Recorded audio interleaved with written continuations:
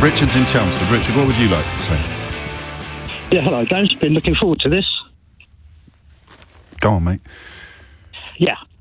Yeah, basically, I don't think it's about the curtsy itself. What isn't? I think it... Well, that was your conversation, right? Yeah, but what isn't about the curtsy? The anger and the outrage. Yeah, well, her presentation of what she's saying. Of the I don't curtsy. think it's about the curtsy itself.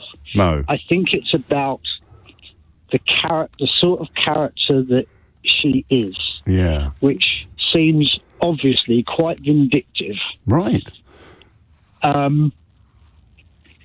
Because I think it's evident that she had split up with a few partners in the past. God, really? And sent a ring in the post, just dropped her boyfriend. I think it was a restaurateur or something, God. And he was going to further her career. Right. Where did you learn this? This morning. No, but where? Where did the information come from? Oh, Talk Radio, your favourite. What? I know you're laughing, James. Yeah, I know you would, because you think you're the bee's knees, aren't you, mate? Richard, you were looking forward to this. Let's not let it fall apart quite so early. No, I am looking forward to this. So you heard on a radio station that she once sent a ring to an ex, and now you know what her character really is. No, you can. But why didn't you hear on this radio? No, you carry on. You crack on, mate. Don't you see it yourself? I mean, I don't actually think that you believe what you're saying. I think you're a provocateur, and that's the whole basis of your show, isn't it? And now we're talking about me. But it's always about you, isn't it? No, we're talking about Meghan Markle and your insights into her character gleaned from listening to a different radio station an hour ago. Yeah, they had Richard Tice on earlier, you know, the one that you had out in Cretins. Yes, I told him to That's F off. Yeah. Why are we talking about that now, Richard? No, I'm just sort of saying that because you asked me where I heard it, that's all. But you'd already told me. Yeah. So what's going on, Richard, really, do you think, here? How do you mean? Well, you've got on the radio, you said you were really looking forward to it, and... Well, I am, because, what are you telling me, Richard? What do you think you're telling me? You just bullied a poor girl on the radio. She's speaking a lot of sense, and you're just trying to humiliate her. Okay, I mean that's a criticism that I have now heard. But why are you here? I am here because I'm telling you I think she's a very vindictive character. Based on what? I know people. Yeah, go on. I've met people that have gone out with partners that think they're the bee's knees, right. And when the attention doesn't come their way, they think they're queen bee. I've been out with women like that myself. And, right, you've been out with women like Meghan Markle, Richard. Obviously, they haven't been on the Suits. Oh God! I'm just saying that character. They think they're high maintenance types, right? And attention seeking. Okay, why are you giving her so much attention? Why am I giving her so much attention? I've just brought it up because that's your subject, and it's this whole big thing. This is, I'm sort of in relation to what the last lady said. There's people that won't be able to afford to heat their homes and everything, and everybody's making a big thing about it. Why have you never rung me about them? Huh? Why have you never rung me about them? We were talking about them yesterday. But you don't care about food banks. We were talking about them yesterday. Why didn't you ring me then? I've tried to ring you several times. Everyone's talking about how they've tried to ring to talk about food banks. I tried to ring you last week, but okay. I tried to ring you last week. But you don't care about the people that you pretend you're caring about. Well, that's another criticism that you have now made. It's the truth. You're a liar and a bully. Here we are. I know you're a liar. Yeah. And back to Meghan Markle. There's evidence out there. Back to Meghan Markle. I've just told you. You told. Okay. So what's your answer, James? What's your answer? What's your clever comeback? I don't need a clever comeback, Richard. Come on. No, I don't. I don't need a clever comeback. I only need a clever comeback if somebody hasn't really done my job for me by humiliating themselves live on the radio, mate. And you humiliate yourself on the radio every day because you just sort of... You know what you just said? You just did, I know you are, but what am I? You're such a child. Grow up. Anything else? I know you've got issues, James. But, Yeah, you know, that's why you bully people. You know. I'm sure you're a really lovely fella, really, but you just need to be nicer to people. When you came on air and said, I've really been looking forward... I've been looking forward to it a long time. What were you looking forward to, mate? To basically saying that I think you're a liar. Okay. You know, Kebab Awards. Pardon? The Kebab Awards, hello? You know, you're doing your listeners a very bad disservice, aren't you? Because you're not really telling them the truth, aren't you? About the Kebab Awards? Yeah. The mask business. The mask business at the Kebab Awards? Yeah, you said it was impossible to eat a kebab wearing a mask while eating a kebab. I stand by that. I stand by that, Richard. All the evidence that is on there, you're not eating a kebab at the time, and you're having your photos taken, not wearing a mask. There was no mask. There was no mask mandate at the Kebab Awards, mate. Yes, there was. No, there wasn't. No, there wasn't. Yes, there was. Okay. This is what you were looking for. When was that, incidentally? I was looking forward to it. When was that? Huh? When was that? When? Yeah. What, the Kebab Awards? Yeah. Last year, wasn't it? I don't think so. I think it might have been the year before. No, it was 2021. I'll have to look at that. Okay. But I'm sure it was 2021. And this is what you were really looking forward to doing today? Oh, yeah, I've been looking forward to it a long time because I think you're a bully and a liar. Okay. I wish you well, Richard. I really do. Maybe I wish you well. Try and spend a little bit less time hating and a little bit more time looking after yourself. I don't like people being bullies, that's all. Well, I'm not bullying you, Richard. I'm listening to you. No, you're not bullying me. You won't bully me, but you bully the last lady. You bully your listeners every day, don't you? You patronise them. How do you feel about the people who bully Meghan? How do I feel about the people that bully Meghan? I don't like them. Oh, okay. But I don't like them. But you've rang in to assassinate her character because she reminds you of your ex. I'm not. You're twisting my words. I'm really not, mate. There's a tape. I'm not your mate. See, this is what people. Okay. I'm not your mate. Okay, Richard. But I'm not twisting. I'm not twisting your words, Richard. Well, you seem to think you know me quite well. You've been offering up a fairly detailed analysis of my character. I would suggest that you think you do know me quite well. I don't know you. Well, then, where did all these accusations come from? You come across as a liar. Okay. But what did you think was going to happen? You on morning programmes on Sunday. Yes. On Sundays back in the day, and yes. You know, I just thought, no. My dad said, "Oh, that James character, he doesn't come across as a very nice fella." Oh. What did you think was going to happen, Richard? Seriously, did you think I was going to get cross, or that you were going to get the better of me, or that? I mean, what did you think when you were sitting there? Wait, just let me ask this because I'm genuinely interested, and maybe your dad could help as well. But when I didn't, I just said maybe your dad could help as well. When you were sitting there waiting to come on, thinking, right, I'm going to show him, and what did you just in your mind? You must have had a vague idea of what was going to happen. What did you think was going to happen, Richard? I just want you to be a bit nicer to your listeners. And you thought the way to achieve that was by ringing me up and trying to insult me repeatedly. But so what did you think was going to happen? What did you think was going to happen? I just want to know, seriously, because then maybe next time I could help you, and it would happen. Did you think you were going to, I don't know, beat me in an argument, or that you were going to get? What did you think? What then, Richard? No, nothing in particular at all. Really. But what were you looking forward to? I was looking forward to just telling you a few home truths. Okay, and how are you feeling now? Yeah, I feel all right. Yeah. Yeah. Okay. Yeah. Good. Yeah. Good. So we'll do it again. A bit like how you feel when you get things off your chest, I suppose, like to your listeners every day. Right. You know, I bet you bolster your chest down, didn't you? You know. Yeah, all of that, Richard. Oh yeah. Oh, you do. You know what I mean? So, you know. Yeah. You know, I'm sure you're a decent guy, really. You know. No, but you were sure I'm not 2 minutes ago. Huh? But I think it's all a facade. I think you're. I don't know. I don't buy it. I don't buy the the nonsense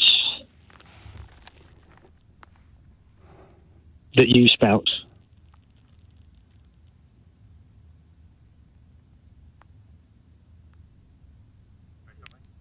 You all right, mate? Are you all right?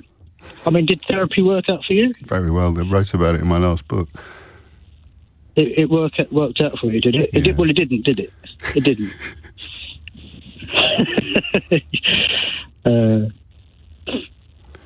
It seems like such a good idea on Twitter, doesn't it? Twitter. Yeah. Who said anything about Twitter? Well, or whatever sort of weird little chat group or Facebook. But it's such a good idea. All these I things. don't use social I'll get on air. I'll tell him what's what. I'll show him what he's really like. And mate, you're sitting here with your trousers around your ankles, talking about the Kebab Awards. But you lied about it. You did lie about it. Well, I lied about the Kebab Awards. No, you lied about the fact that you said it was impossible to eat a kebab while wearing a mask. It is. All the evidence Richard. The evidence is out there. You are not wearing a mask. You are not eating a kebab. No. You lied. And here we are. You lied. I know. But yeah, tell your listeners to go and look. The evidence is out there. It's not the X-Files. So you're acting like a child. Yeah. You sound like you're acting like a child. That's not how. You're what, 50 years old now, are you? You're behaving like a child. Why are you acting like that?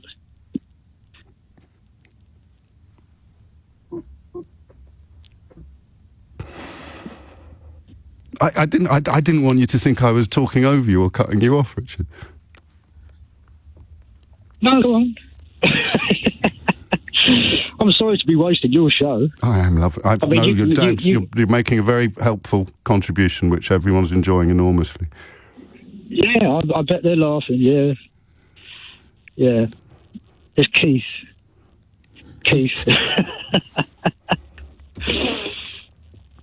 No, this is fine.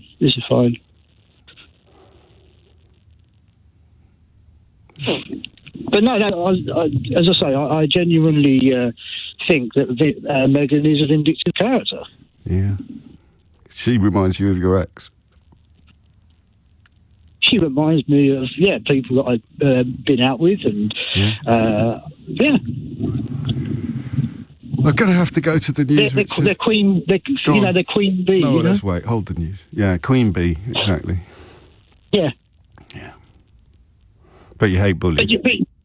But you hate bullies. Yeah. What are you going to have for tea? What are you going to have for tea? A kebab. Richard's in Maidstone. Richard, what do you think? Yes, good morning to you, James. I was a police officer in the centre of London for 37 years, and I dealt with things like this. Yes, it is relevant. These are not What is? Well, your question was quite specific. Yes. Is it money related? Yes, exactly. So that is relevant. The bigger the house, the bigger the bobbies will turn up. Is the response going to be different in a £50 million house in Belgravia compared with an £80,000 house in Darlington? Yes, it is. To start with, why? These people aren't the nicest of people. You don't know that. Well, hang on, James. I am. I'm just saying you don't know that. You weren't there. You haven't met them. They might be lovely. Well, these are the kind of people that when the police put ladders up, when the police started to go up the ladders, they kicked the ladders down. There's a clue. Well, not really. They've occupied a house and they're trying to stop people getting into it. I think they're not as nasty as the average burglar or the average, drug-addicted mugger, are they? I'm not suggesting they are, but if I'm halfway up a ladder... You're introducing questions of nastiness. You're introducing questions of nastiness, Richard. They didn't do anything apart from kicking a ladder that no one was necessarily compelled to climb up anyway. And the list of criminals in this country who I feel most of my listeners would want the police to be dealing with, I don't know that they'd make the top million. I think you're missing the point here. Quite possibly, Richard, yes. James, you're doing what you castigate others for doing. You're talking over me while I'm talking over you. Please, these people have a propensity, and you know they do. No, I am going to talk over you again. You can't make generalisations. Everyone is equal before the law. You're a former officer. You should know that. And you've come on the radio programme, Richard, without realising it, to tell me that people aren't equal before the law. It's determined by the value of the house that you own. You've already told me that. Good luck wriggling off that hook. Let me finish. Well, go on then. Carry on. Finish away. But stop making judgments about people that you have never met and have no knowledge of, please. No, of course I don't know their names and addresses or their CRO numbers. You don't know their character or their personality, their intentions or their motives. No. So I'll tell you, they were there to reclaim the house on behalf of Ukrainian refugees. You've already told me that the value of the house determines the quality of the policing that a citizen in this country can expect. So expand and justify that for us. Good. Can I get a word in sideways with you, please, James? If you stop complaining about the nature of my approach to talking to you, you'd have already had at least 4 more minutes to put forward your defence of police according to wealth of citizens. So try again. As soon as the first police officers turned up, they tried to gain access and were refused, from what I can gather. Why did they turn up so quickly?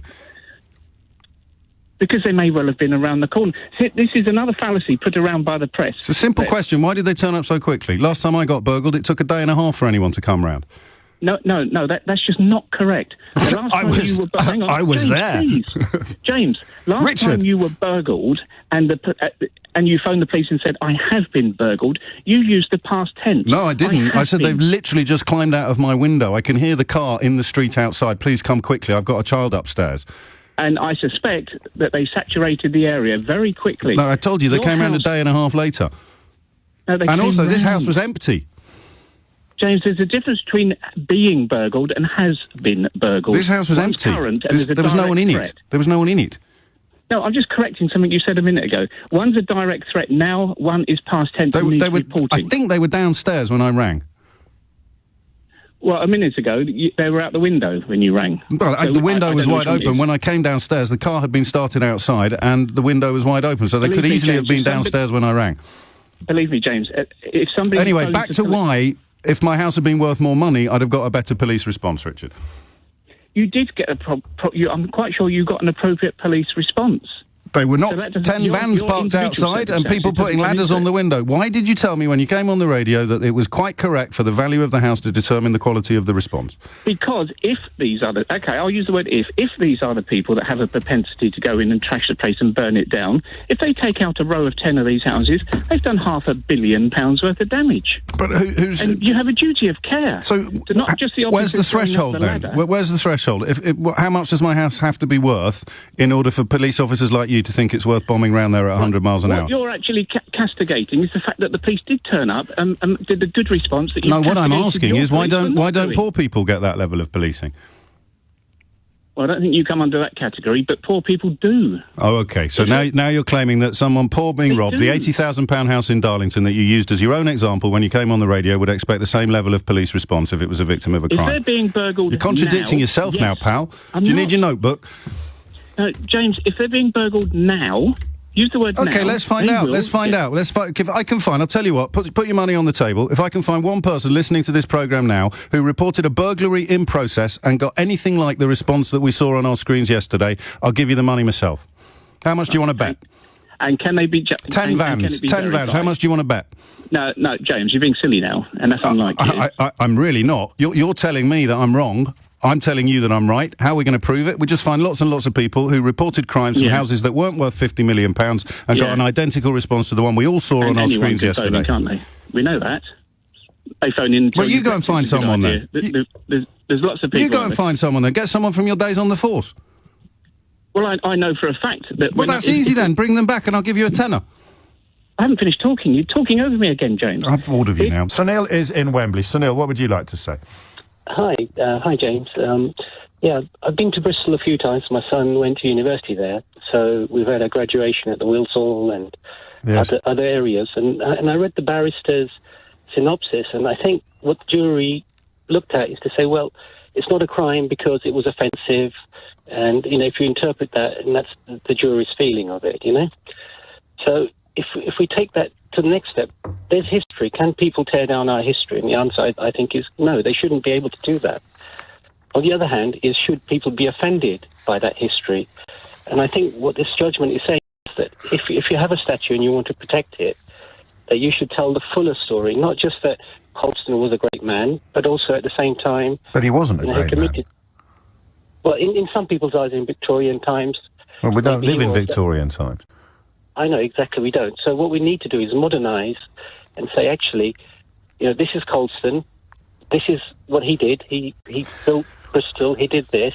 But equally, he did all these very bad things. So you have a balanced opinion so that, you've got the So people you're doing who a say, bit, I mean, a bit both sidesism, a sort of Donald Trump both sides type argument. Because, how many people died? 19,000 people died en route to the Caribbean in America, and a little lad of Caribbean extraction walking through a park in Bristol with his dad asks, well, what's that statue of, Dad? And the dad explains, and he says, oh, no, but he also built some schools.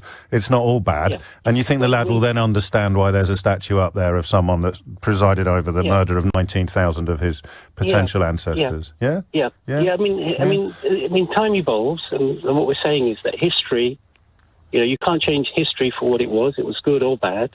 But equally, I think certainly when I used to speak to a lot of the people in Bristol, they always say, well, they're not telling the full story. You need to tell the other side of it, and this is. And you, of course, you'll be aware that there were decades of attempts to get some sort of plaque put on the statue, and they were all rejected. And exactly by the Society of Merchant Venturers, no less, who later apologised. I completely disagree with you, for the record, but that's the nature of a free country. We're free to disagree with each other. So, what would you say to that little boy who says, "I don't understand, Dad. I know he built some schools and gave some money to the poor, but 19,000 people from our part of the world were murdered. There were 12,000 children on the slave ships. Why is there still a statue of him up that I have to walk past every day on my way to school, Dad?" What would you say? I said, well, I'm of the opinion that, you have to have a balanced view. The statue will stand, or... But why is that statue there? Because 19,000 of our people were killed by this man. I mean, would you put up a statue of Adolf Hitler for the same reason? I wouldn't put up any statues if I, personally... Okay, would you take down a statue of Adolf Hitler? Well, I think that's down to... Well, certainly not Adolf Hitler, for sure. Why not? Of course, well... Lots of Germans lots of Germans at the time, Sunil, lots of Germans thought he was great. You've got to remember the values of the time, mate. You can't judge him by today's standards. Lots of Germans thought he was great, so why don't we put up a statue of him? Or keep up a statue of him? Well, I don't think that's acceptable in any country anywhere. Why not? Well, you're judging him by modern values. Well, I don't think he was venerated by many people, You don't think Adolf Hitler was venerated by many people?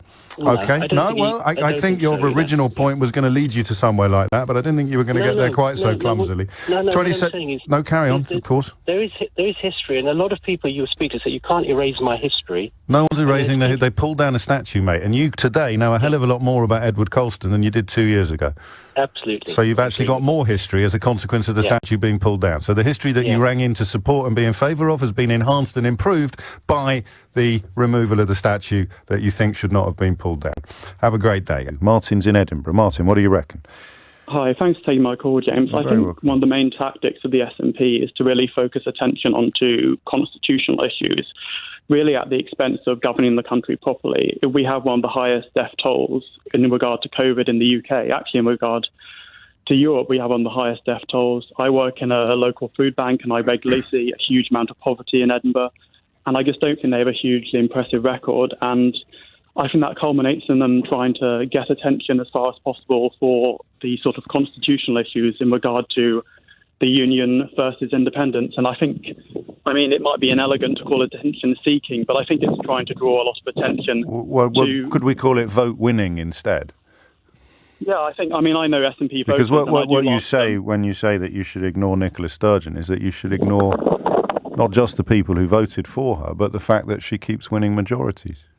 That's quite an odd approach to election. Yeah, I think she wins because there's a lot of support for an independent Scotland. I don't think she wins... And is Liz Truss saying that support should be ignored? Because that strikes me as a bit dangerous. Well, no, but what I would say... What do you think she's saying then? What's she saying to people who vote for Nicola Sturgeon because they like her politics? Drawing attention to the fact that in 2014 we were told it was a once-in-a-generation referendum. We weren't told it would be once every 10 years. And, right, but then surely if you want to challenge somebody, the worst thing you can do is ignore them, Martin. I agree, but... Well, hang on a minute. I thought you were saying the exact opposite. So is Liz Truss drawing attention to Nicola Sturgeon when she says that we should ignore her? That seems quite an odd argument. I wouldn't say you should ignore Nicola Sturgeon. But that's what Liz Truss said, and that's what we're talking about. So it's unlikely when she said, I think that we should ignore Nicola Sturgeon, that what she really meant is that we should draw a lot of attention to pledges made before she was First Minister back in 2014. I just want to understand the argument that you think you're making. Well, the argument I'm making is that we were told very clearly in 2014 that it was going to be a once-in-a-generation But how is Liz Truss saying we should ignore Nicola Sturgeon designed to draw attention to that well-rehearsed and I think largely irrelevant post-Brexit line? Which post-Brexit line? The one you keep spouting. How is Liz Truss saying that we should ignore Nicola Sturgeon designed to draw attention to something that was said in 2014 in the context of an independence referendum that never conceived of the possibility of Scotland being dragged out of the European Union against its will? Well, it does seem strange to say I want to stop being ruled by London so I can start being ruled by Brussels. But again, you seem to be reading an answer from a piece of paper containing a question I haven't asked you. I'm just examining what you've already said. How is Liz Truss saying that Nicola Sturgeon should be ignored under your explanation? How is that designed to return attention to things that were said about a referendum at a time when Nicola Sturgeon wasn't the First Minister? And you know, because you live in Edinburgh, that the original raison d'etre, the founding cause of the Scottish National Party is independence. To suggest that they should stop pursuing independence is, you'll forgive me, but that's really stupid. Well, I think we should be honest. We were told, and I'm going to repeat this again. It's never too late to start. We were told this would be once in a generation, and But again, we come back again, Martin. You seem to be reading off a laminated sheet that's got nothing to do with the conversation that we're having. How does telling Conservative members that Nicola Sturgeon should be ignored at an English hustings, how can that possibly be designed to draw the attention of the country to things that were said in 2014 when Nicola Sturgeon wasn't First Minister? I believe, James, it's designed to ignore her demands, not necessarily to ignore her as a person. But the existence of the Scottish National Party is to pursue Scottish independence. Okay, and she keeps winning it, and she keeps winning elections. Sure. Should we have a referendum every year until we finally go independent? No.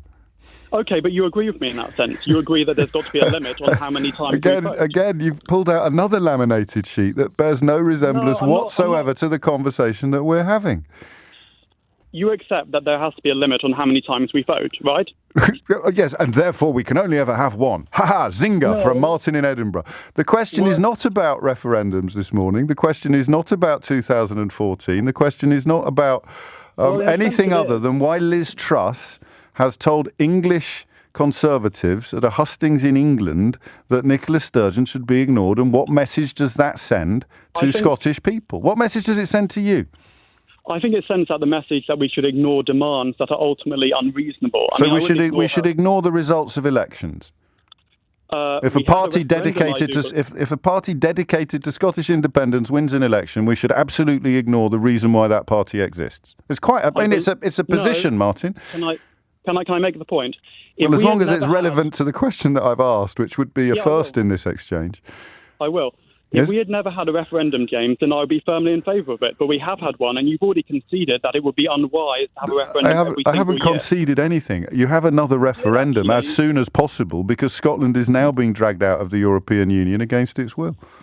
So we should stop being ruled by London so we can start being ruled by Brussels, which makes a lot of sense. Oh, love it. That's another laminated sheet. No, because Scotland voted to stay in the European Union. So did London. So did London. And I wish we had a chance of staying in it, but we don't. Scotland does, because it has a democratically elected political party dedicated to independence. Hold on a second, James. I'm holding, Martin.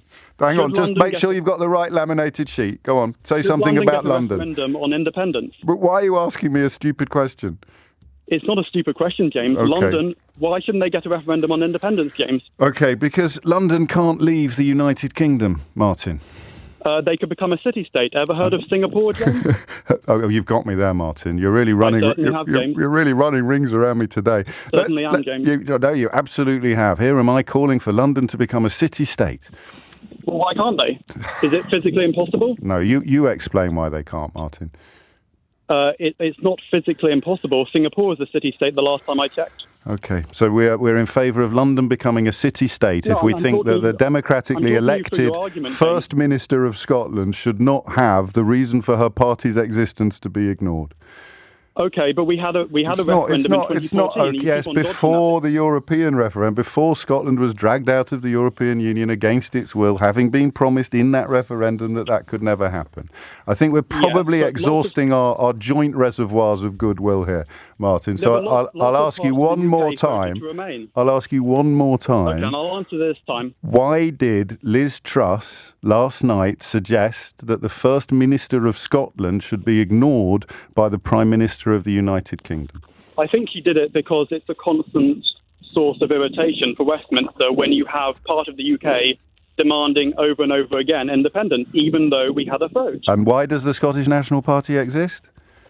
They exist to stand up for Scottish interests, which isn't necessarily synonymous with independence.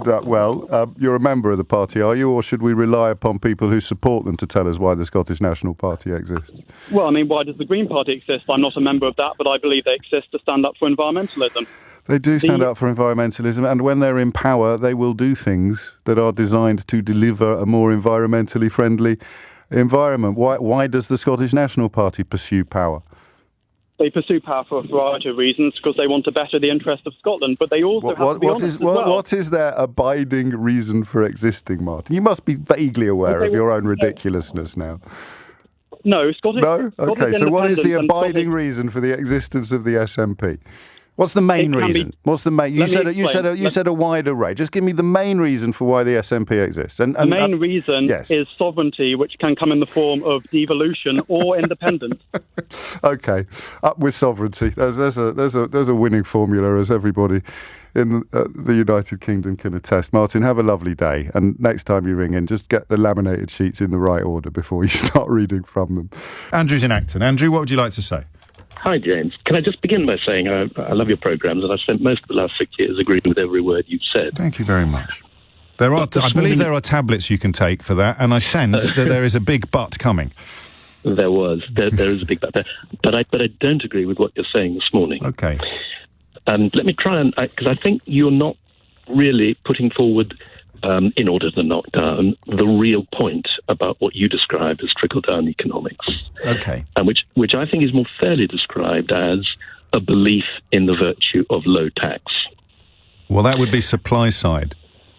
Well, can I come on to yes, no, of course you can. But a lower tax burden at the top end is trickle down, whereas lower taxes overall is supply side theory, isn't it? Well, I'm talking about lower taxes overall, and including for top-rate taxpayers. Yeah. And let me just put forward what I think are the two benefits of that. Because one, I think there's good evidence that when you reduce top rate of tax, you increase tax take. In other words, the government gets more revenue in a given situation from tax when it reduces the top rate. Why? I think a number of reasons, but an important one is that people who are subject to a high rate of tax will invest time and effort and energy in finding ways legally to avoid paying so much tax. Is this not the Laffer curve that we're talking about? Yes, it is the Laffer curve. Which peaks, doesn't it? Well, there comes a point, yes. I mean, obviously, if you reduce the tax take to zero, you're not going to increase. And no doubt there is, but and you can argue about where it comes. But I think that it's perfectly respectable and can't be criticised as anti-Christian to follow a policy which has as part of its reasoning that the effect of reducing the higher rates of tax is to assist everybody by increasing the overall amount of revenue. But Liz Truss has explicitly stated that this will help the richest people more than it helps everybody else. Well, it may help. No, not may. She's explicitly stated not only that it will, but that she thinks that is fair. No, but sorry, let me answer the point. Of course. It may well have the effect of helping them more in the sense that it reduces their tax bill more if you compare what they pay on the lower rate as against what they would have paid on the higher rate, and then you do the same comparison with somebody at a lower rate, yes, of course it will reduce their tax bill more, and in that sense will help them more. But if the overall effect is to increase the amount of revenue that the government gets from that tax, then it does help everybody, because then there's more money to spend on all the things but this is to do to help people. The whole history of studying the Laffer curve speaks to the short-termism of what you describe. So, I mean, you're cutting... well, no, it does. I mean, the point here is that in the short term, Liz Truss is arguing it's going to be grossly unfair. I use the word grossly. It's going to help the people with the most, and the people with the least. You're arguing that actually in the long term will somehow see the people at the bottom of the pyramid showered with riches from above. It doesn't work like that.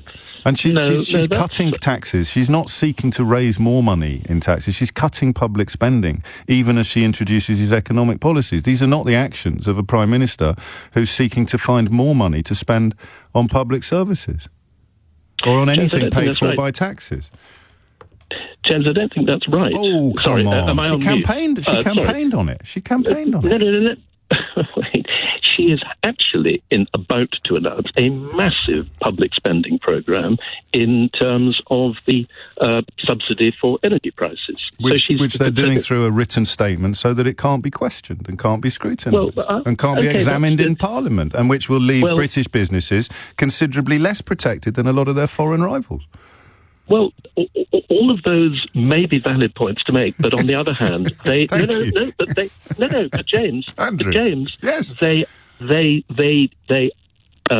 do not rebut the point that she is in fact, over the next 6 months, going to be embarking on a massive public spending programme. Well, in the same way that the furlough... You can't just say she's simultaneously... I can tell you what she campaigned for. She thinks that we spend too much on public services. She cannot avoid the energy bills crisis, the energy cost crisis. She cannot sit there watching business after business after business go under any more than Rishi Sunak, who is ideologically pretty similar to Liz Truss on this, could have done so during furlough. These are not ideological decisions. It's a bit like saying that somebody who thinks we spend too much money on fire extinguishers is going to use a fire extinguisher when their house is on fire. She is not a fan of public spending. These are emergency measures designed to address emergency circumstances. You know this. I don't need to explain this to you. Well, again, what else has she said recently? She wants to spend, again, 2.3 billion to support Ukraine. So she's not against public spending. I think she probably is. She probably is. Okay. As it were, against the idea of helping the poorest people of the UK, which you're here to explain Liz Truss's intention to help the poorest people of the UK by actually helping the richest people, and we've already reached Ukraine, Andrew. That was pretty quick. Even an actual official Tory would struggle to have moved that quickly to Ukraine as an attempt to justify British economic policies designed to help the richest people in our society. But James, what I'm actually you have now reached the news, old boy. All right. Well, anyway, I think you're setting up an answer, Sally, James, is my final point. Well, you've had a fair crack at trying to prove that, Andrew. Well, maybe we need a little more time. But I think you've had plenty. Steve's in Blackpool. Steve, what do you reckon? I think it's a bit of a moot point because he's not going to experience it like we do. When I was in the army, I was in Afghanistan, David Cameron came to visit us. Gosh. He didn't queue up in the cookhouse like everyone else to get his food in the breakfast and things like that in the morning. Yeah. The food was taken to him because he's the Prime Minister. And he had a team around him of PAs that dealt with everything for him. So they made sure the breakfast got to him. They made sure he had food when he was doing his meetings and things like that. Rishi Sunak is going to be the same. If he rings up a GP surgery and says, look, I need to make an appointment, because he's the Prime Minister, he will get preferential treatment. And that's a good I can't see how that wouldn't happen. A GP surgery is not going to turn around, we've got the Prime Minister coming in 2 weeks. Let's just let him sit there. That won't happen. He'll ring up a GP surgery. The GP surgery will say, "Oh, yes, Prime Minister, not a problem. We'll see if we can get you in this afternoon." We need a GP to confirm or deny this, don't we? But it seems a pretty powerful. Yeah. It seems a pretty powerful suggestion to me. His experience is not going to be the same as yours. Seems a reasonable suggestion. But I tell you what, Steve, I'd be very interested to know what Gordon Brown did. I would not be gobsmacked if it turned out that Gordon Brown's relationship with his local GP surgery was pretty much the same as yours and mine.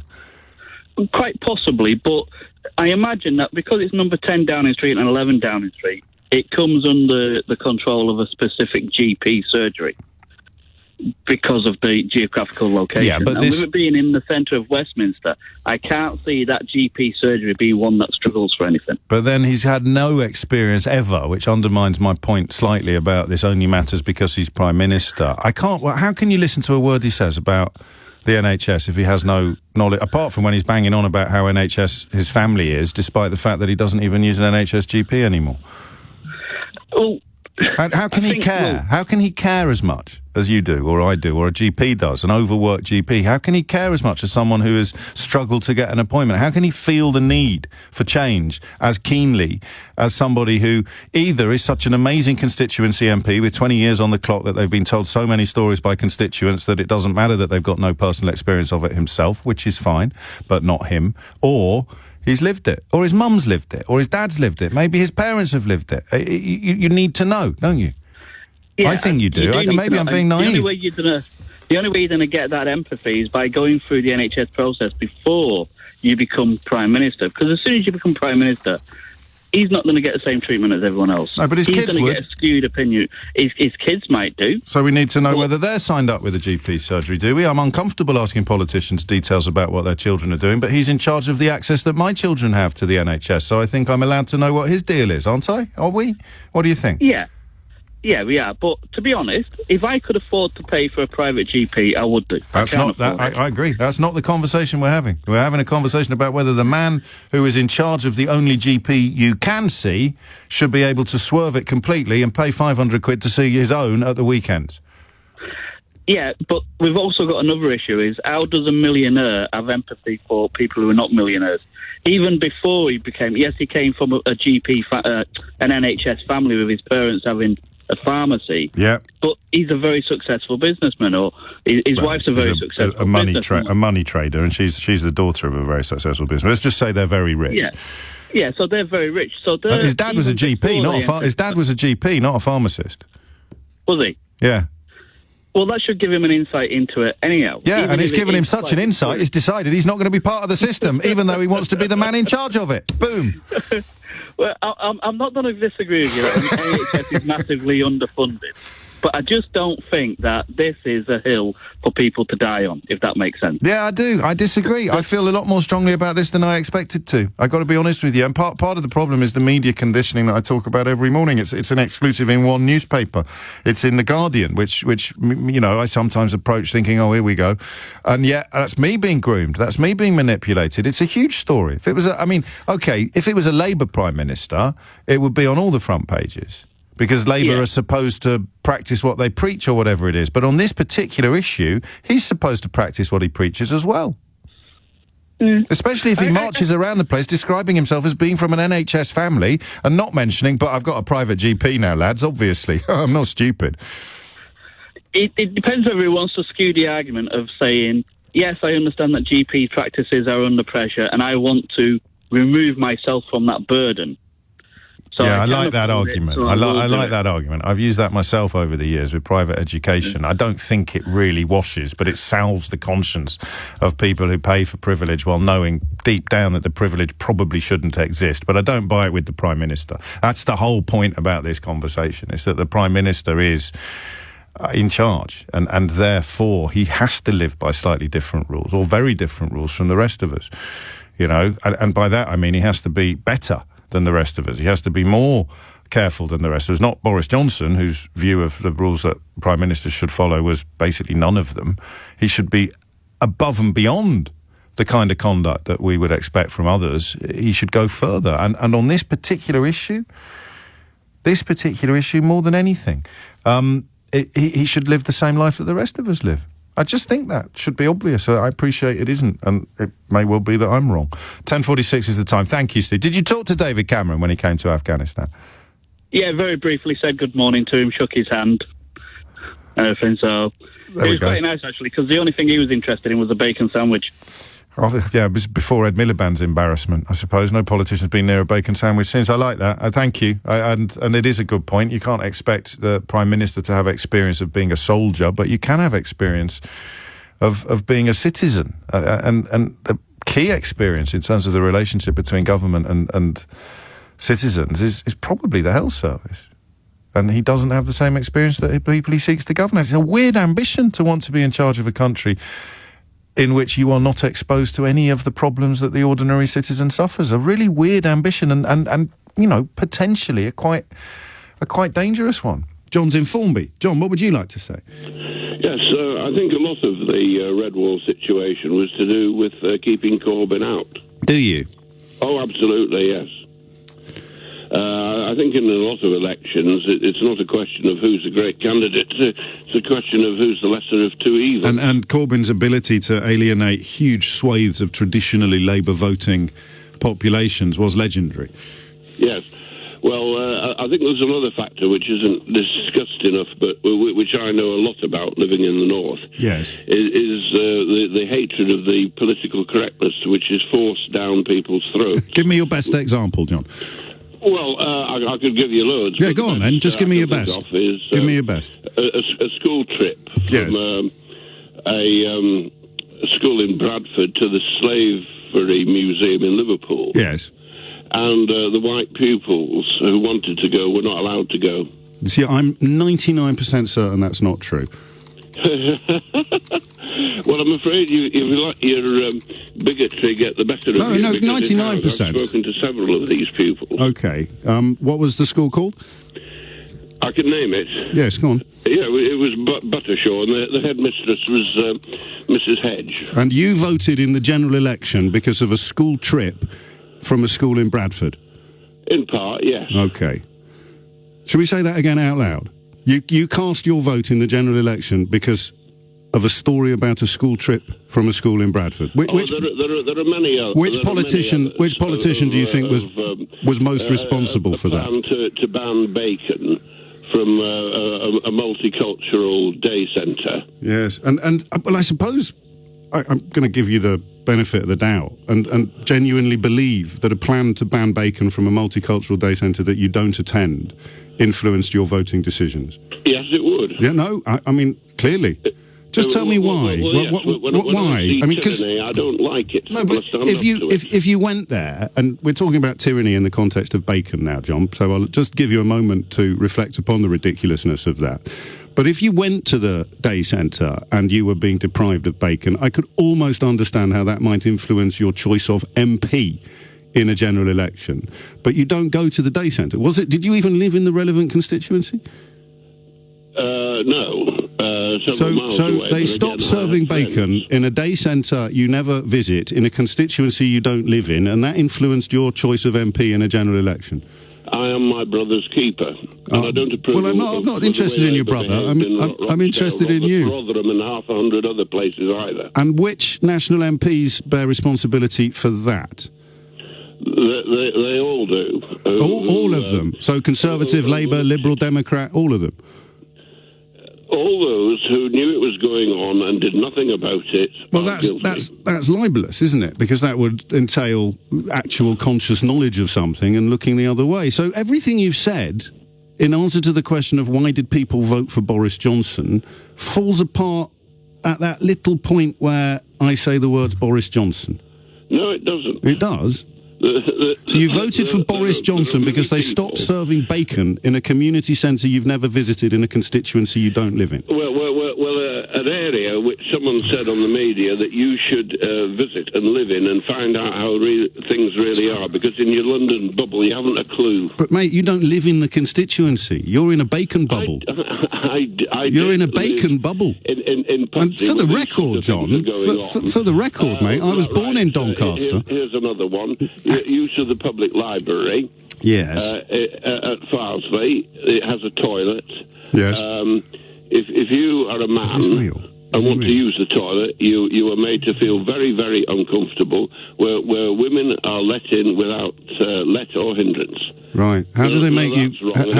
It's all part of the rotten culture that is imposed upon us. How do they make you feel How do they make you feel uncomfortable when you go to the lavatory? How do they make you feel uncomfortable? And you John, please. don't understand how wrong it is and how hated it is. John, I understand perfectly. Look at these stories and find out that a lot of them are true. John, I've written a book about these stories, but I'm more interested in what makes you feel uncomfortable at the lavatory in Farsley Library. Well, if I read the literature of No, please don't tell me you haven't. You've been to the lavatory in Farsley Library. There is an accessible toilet. You've been there, though. And when I go to use it, I am told it is only for emergencies. Yes. But they'll let me use it just as a one-off. And then a woman comes up 20 minutes later, can I use the toilet? Yes. Because you can, love. So your choice of political party in the last general election is influenced by the accessibility of the lavatory in Farsley Library, the availability of bacon, the availability of bacon in a community centre you've never visited, and an almost certainly apocryphal story about a school trip from a school in Bradford that you neither attend nor live in the relevant constituency. Have I got that right? Listen, I have. Brian is in Swansea. ... Brian.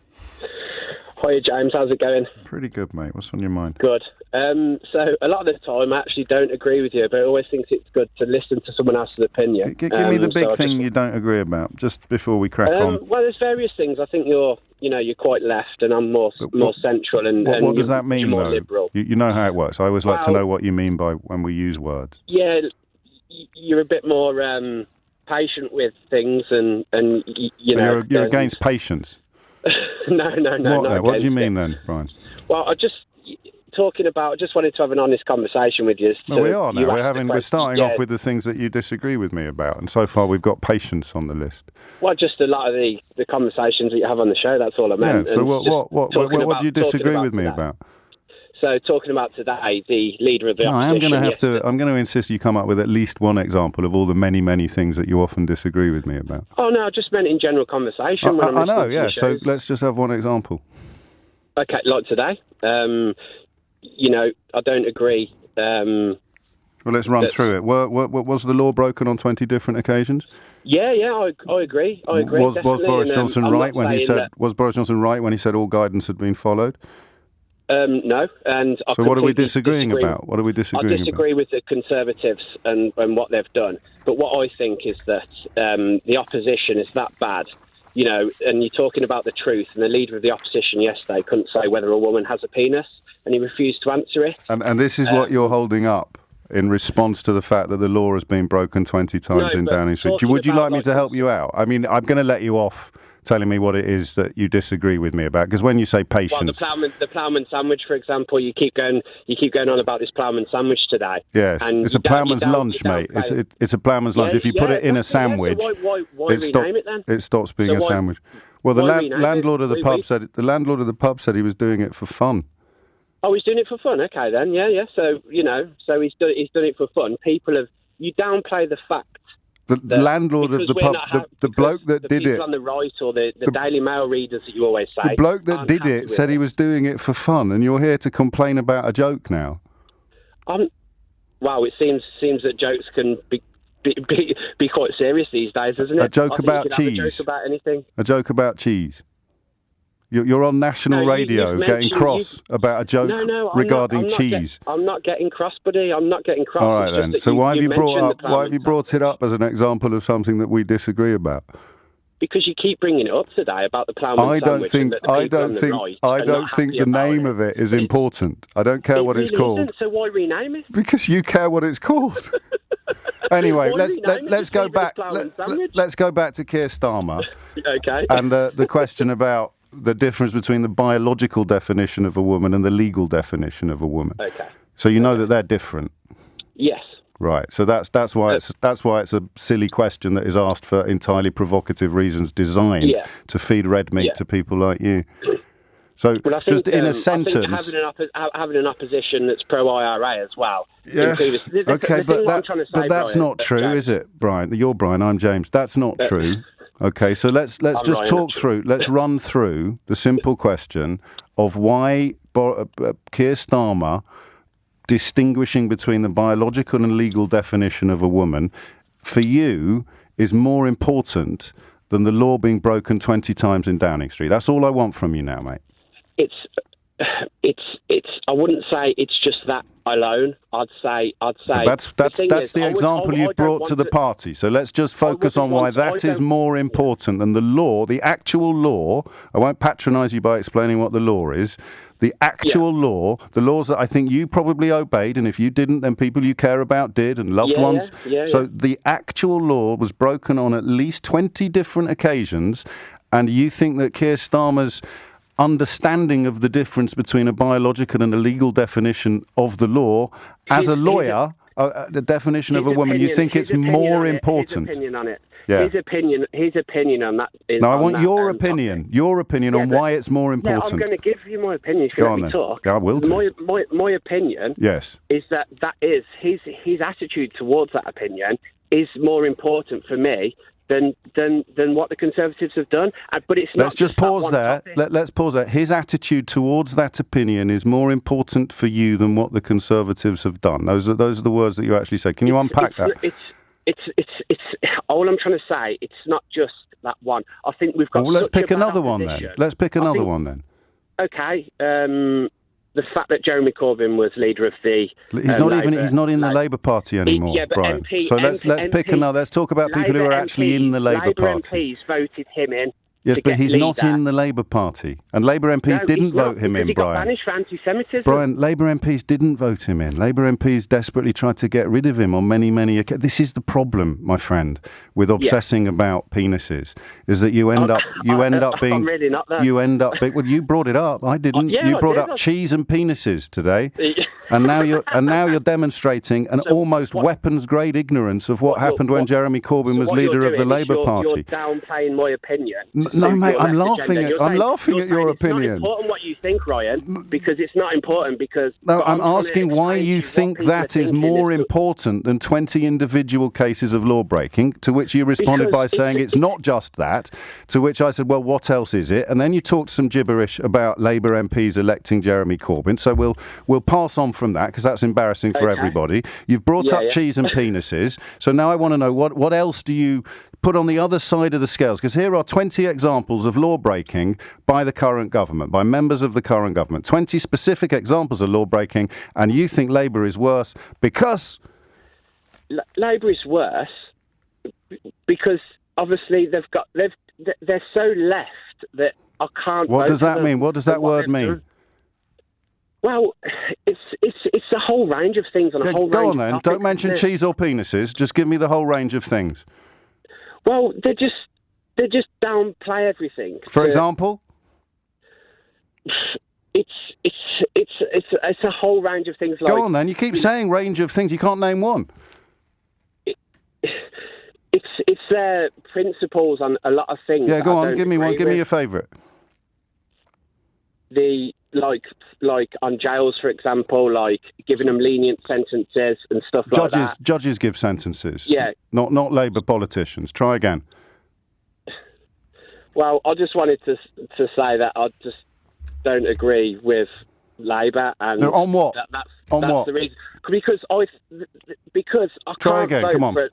I'd just like you can do another this. opposition. Yeah, go on. What don't you agree with them on? In there. Because of their left ideas. For example, left ideas give me the worst left idea they've got, but don't mention cheese or penises. I haven't obviously got them all in front of me. I only need one.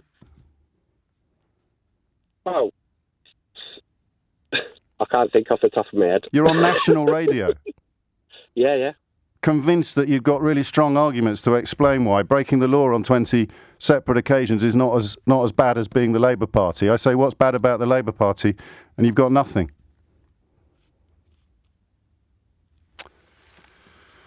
There it is. Sometimes you wonder why I obsess about right-wing media, right-wing newspapers, and the fact that I'm sure Ryan is a perfectly decent lad, but look what they've done to him. He didn't do that to himself. He wasn't born that way. It wasn't his teachers. It wasn't his parents. this right-wing media that has turned him into somebody not only convinced that he's got strong arguments, but prepared to ring national radio to make those strong arguments, and then, without even tugging on the thread that bound it all together, it falls apart. And, of course, you know and I know, he doesn't go away now thinking, oh, my God, I really shouldn't have listened to those people who've just turned me into a national laughingstock. He's going to be cross with the left and the presenter probably, who paid him the courtesy of thinking that he might have been able to explain his own position. And everybody listening to this programme now, and everyone who'll see the clip later, who knows that exactly the same thing would happen to them if they rang into this programme, they get angrier, and they get more aggrieved, and they get more offended, and they get more obsessed with cheese and penises, because the alternative is to admit that you've been conned. But guess what? You've been conned. Adam's in Manchester. Adam, what would you like to say? Hi, James. I just want to state before I start that I am a Tory member, but that doesn't mean that I'm biased in any way. Well, of course it does. Well, no, it doesn't. Well, of course it does. No, Tories can be independent, just like Labour people can be independent. But you're a member. You've paid money to sign up to it. £3 a month. It's hardly influential, is it? Really? Well, it would make a difference to you if you were struggling to feed your kids, mate. No, but anyway, you are biased, but not necessarily in a bad way. You obviously are. You're a fully paid-up member of a political party. There's no better definition of bias than that. And I appreciate you might not agree with them about. You might not agree with them about everything. Independent views. Let me speak, please. People can have independent views, despite the fact that they can give money to a party punting a political platform. Doesn't mean that the bias, James. All right, tell me why you rang in. Disagree. Tell me why you rang in. I rang in to disagree with you on two fundamental points. Yeah. One about the windfall tax and one about you constantly deriding practical solutions that MPs are offering without the need for extra taxation or legislation. What's your favourite? The value food or the get a better paid job? Well, I think both of them are practical solutions. Yeah, but what's your favourite? I've managed to do both. So you think people in this country who are struggling to eat? I'm disabled, and I'm in a vulnerable state. People in this country who are struggling. Adam, mate, you have to. And I also managed to find more hours. Adam, and also shop around. Adam, James, you're shouting over people. You're not letting people speak. No, I'm trying to literally ask you some questions. Okay. That's how this works. That's why this is the most popular. This is the most popular talk show in the history of commercial radio in the United Kingdom. So you'll forgive me for not taking lessons from you in how to present it. Is that okay? You still talk over people. Yes, I've just told you it's the most popular show ever in this country. I'm sure. So you'll forgive me for not taking lessons from you in how to present it. Is that all right? That's fine. But okay. The other thing is now you've got because you've only got 33 seconds left now, Adam, because you haven't paused for breath since you came on. So I'll ask you one more question, and hopefully you'll be able to answer it. Stop talking about me and tell me how it would be that someone who's struggling to eat is unaware of value range products in a supermarket. Nobody's saying that they are unaware, but so why would you? They are, mate. Sometimes people choose not to buy. Adam, you're lying now. And I'm not lying. George Eustace spoke from a position. You're doing it again. You're talking over me, Adam. You're so biased, Adam. You're so biased, mate. But at least you got £3 a month to send to the Conservatives. George Eustace came from the position of telling people, have you thought of buying value food? And Adam, mate, get off your knees. Seriously, these people don't care about you. Have a look at what they've done to support for disabled people since 2010. These people are picking your pocket while you're bending the knee. It's pathetic, man. It really is. And that's why you have to keep shouting. That's why you have to keep talking. That's why you can't let me speak to you. Because when I do, when that mirror appears in front of you and you see what's in that mirror, you feel so silly that you can't even pause for breath. And now you've used up all the time that was available because Holly Harris is here with the headlines. Shabir is in Edinburgh. Shabir, what would you like to say? Well, what I'd like to say is it just sounds like the politics of envy, and that that's to me, James. I'm sorry. The politics of envy. No, carry on. No, go on. It's a case of if I can't have that wealth, no one should. And we have to realise that people like the Jobs of this world, or the Gates, or the Musks, or the Bezoses of this world, they've created these companies from nothing at their own risk. And if they failed, they would have lost everything. And right now, they employ millions of people. Like, say, for instance, Amazon. I'm not sure how many employees they have, but it's well over 1 million worldwide. Yes. No one's suggesting that he should... I mean, he doesn't even need to give up any of his personal wealth, does he? It would just be the annual profits of the company that were diminished by paying people enough money. I don't know if you understand these words, Shabir. I don't know if you understand the words politics of envy, to be honest. But let's focus instead on keep up with inflation. Some of the poorest paid people in the country are asking that their ability to pay their bills stays the same as what it is now while they are among the poorest paid people in the country. And criticising the fact that... Is that the fault of the employer, though? Yes, the wages are entirely... It's not really... Is it not? So who should they ask for a pay rise? No, James, it's not the fault of the employer that inflation is where it is. So who should they ask for a pay rise then? Well, the government should subsidise a certain amount, without a doubt. If you pay your employees too much, James, it's quite simple. Where is the money going to come from for the government to subsidise? Will it come from taxes? Is it going to come from the employers? And if I point out Amazon's tax regime, would that be the politics of envy? Listen, I'm only indulging you because I'm feeling very warm and generous and the weather's outside, because you're obviously a ridiculous person who doesn't really mean what you're saying. $272 billion for one man, while his workforce are being denied a pay rise in excess of 35 pence an hour. I mean... How much do Amazon employees make per hour in the UK? Do you know? No, I mean, mate, you're just not even pretending to be relevant.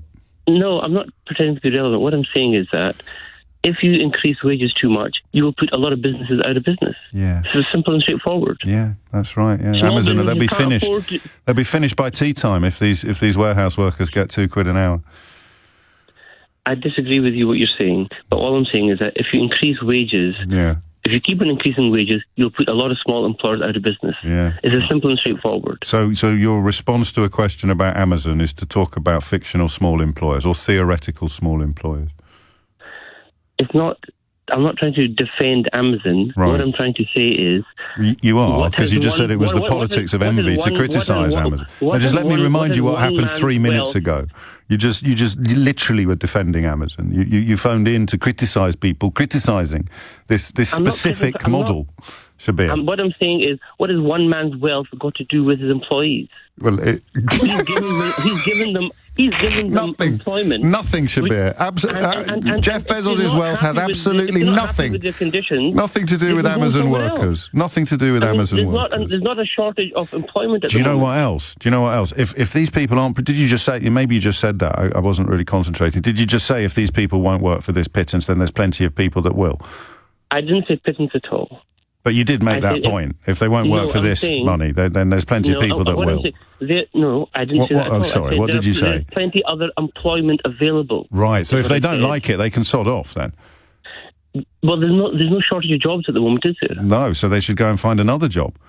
If they know what they're signing up to... So no one should ever be allowed to ask for a pay rise? No, what I'm saying is... So who should be allowed to ask for a pay rise? No, people should be allowed to ask for a pay rise. But that's the politics of envy. No, you're twisting what I'm saying. You know that. But what I'm saying is that there's plenty other employment. I'm not laughing with you, by the way. I'm not laughing with you, by the way, just for the complete avoidance of doubt. I'm laughing at you. When you sign up for an employment contract, you know what you're signing up for. Yeah, and then inflation comes along, and you expect your employer to accommodate that in some way, or at least to address your changed circumstances. So I'd ask you again, who's allowed to ask for a pay rise in the land of Shabir?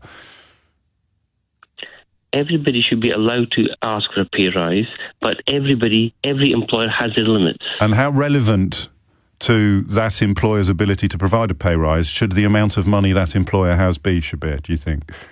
Well, that's just between the employer and the employee. So if the employer is the richest man in the world and the employees are asking for something in excess of 35 pence an hour, then the wealth of the employer is relevent to the pay request. Well, Jeff Bezos doesn't run Amazon anymore. He's a shareholder in Amazon. The request... Okay, you carry on. So let's just talk about the $15 a year, $15 billion a year profit then. I mean, is that relevant to whether or not they can afford to provide workers with a pay rise? Well, or is that politics of envy as well? Number one priority is to shareholders. Without the shareholders, there would be no employees. Yeah. Well, that's not true either, is it? There's plenty of companies that don't have shareholders, or that you could have nationalised companies. But the point is this. In your world... Are you suggesting we should nationalise Amazon?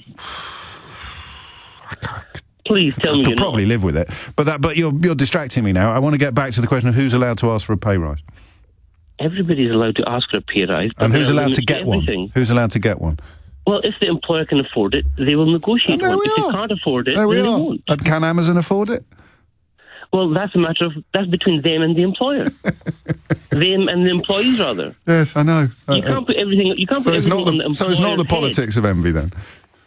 It is, to a certain degree, it is, in the sense that you're pointing out that Jeff Bezos is worth whatever he's worth, several $1 billion, right?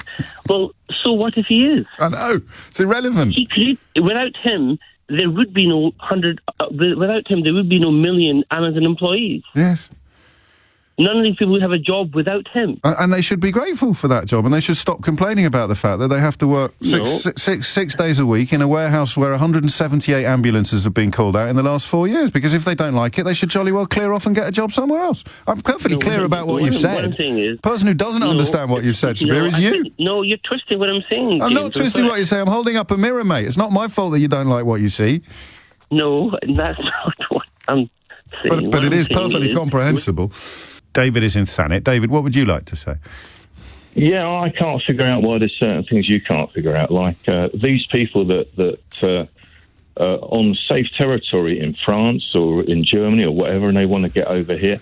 They're on safe ground. They would be taken in. They would be accommodated. Why do they throw themselves into the sea, risk their lives, and risk the lives of their children? You'd have to download... risk the lives of their children by throwing them in as well. Yeah, I mean, you'd have to download... I'll give you a quick answer, but if you download yesterday's show, you'll get nearly 3 hours answering those questions, David. But the short answer is, if you ask them, they'll obviously tell you.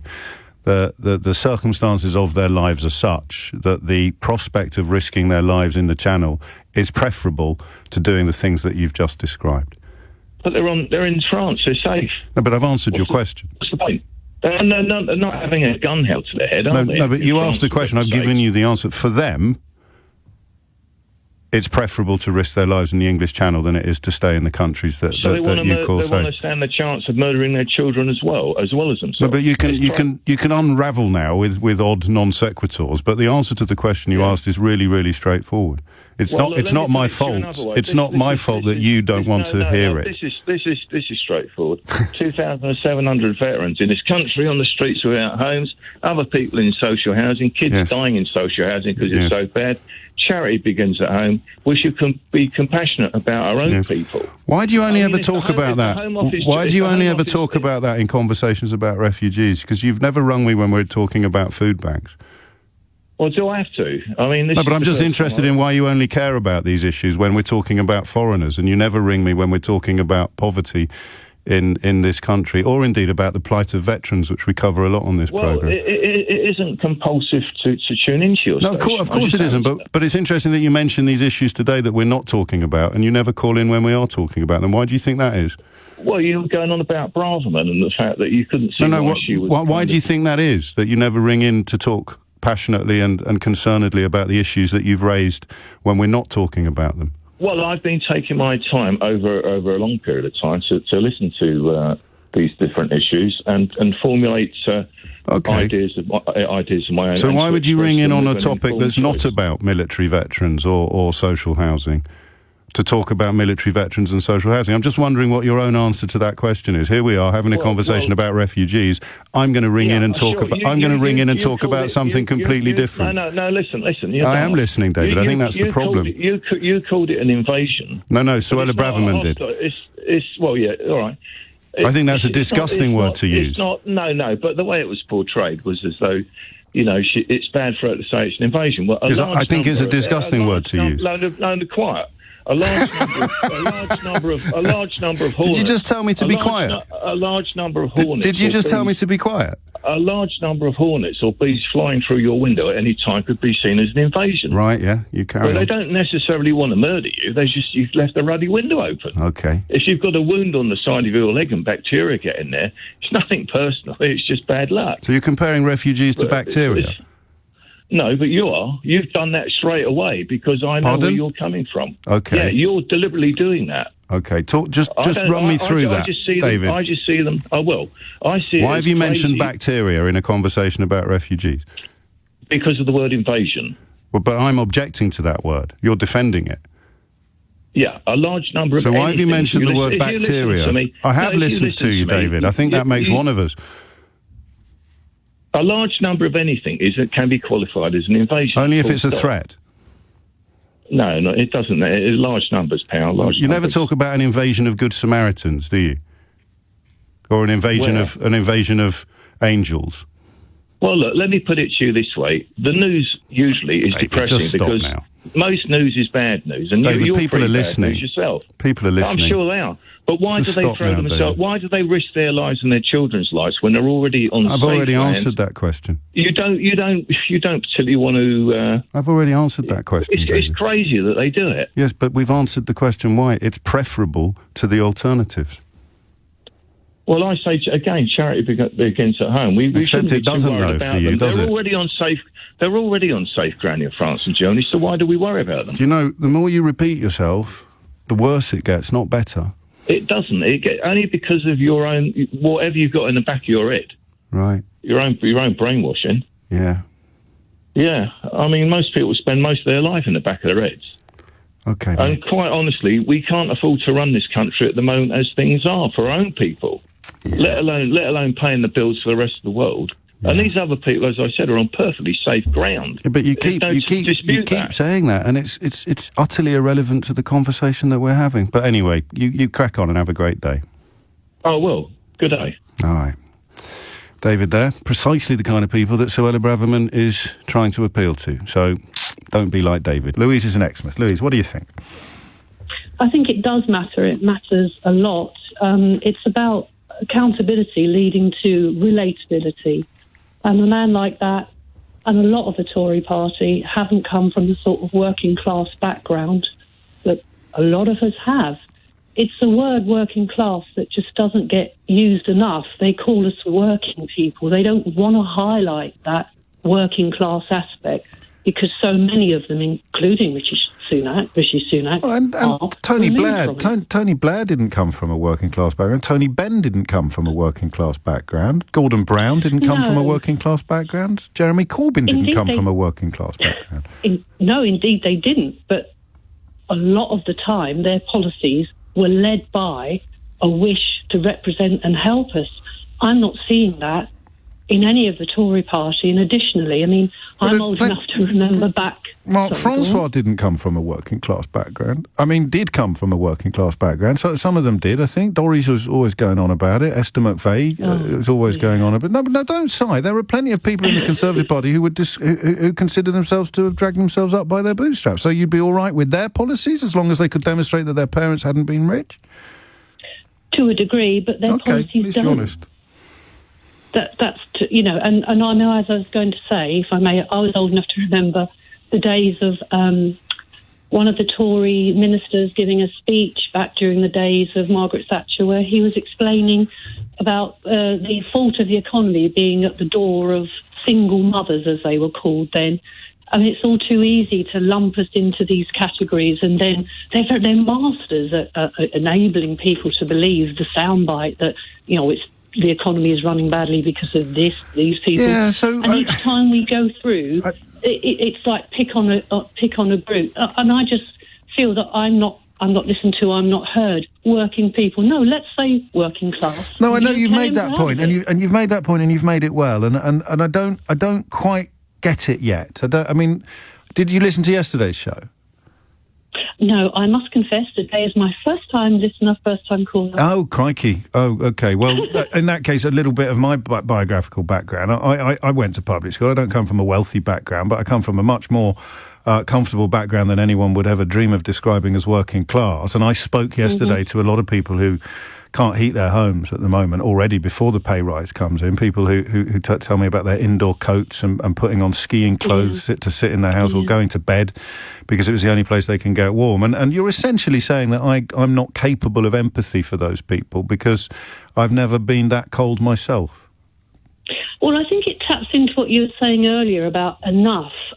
Yeah. I'm not saying that people from that background can't have empathy, but as we were talking about Rishi Sunak, yes. I believe his accountability is stifled by his inability to understand, to imagine what it would be like. Yes. Yeah, and to be honest, I think they see us as a mass to be managed. I mean, I was so disheartened by the Red Wall because I thought, well, I'm down in the south. We aren't wealthy all the time. We're not all whooping it up down here. No, we have, again, I mean, you probably shouldn't have told me that, but this is the territory we've explored many, many times in exactly the detail. In fact, yesterday we were doing exactly what you're describing there. The idea that there's no poverty. London has some of the poorest boroughs in the entire country, so the Red Wall rhetoric is damaging and dangerous for a whole heap of reasons. I wonder if, Louise, thank you, Louise, I hope you listen again, never mind call again, but I wonder if there is some sort, for most of us, there would be an amount of money that robbed you of the ability to understand how rancid it would be to take 20 quid away from the poorest people in the country. But you go below that.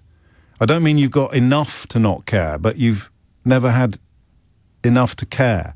I'm not expressing this terribly well, but the idea that you've been asked to take 20 quid away from the poorest people in the country as we begin to emerge from this pandemic, 20 quid that they were only given at the beginning of it, but, I mean, mind-bogglingly struggling people, and you're going to vote to take 20 quid away from them when you've got hundreds of millions of pounds in the bank. I can see a case for arguing that you wouldn't do that unless you'd never known. No, I don't know. I hope I've conveyed the emotion of what I'm saying, rather perhaps than getting the intellectual impact across, because my words have been a little muddled. But you know what I'm saying. It just feels unlikely.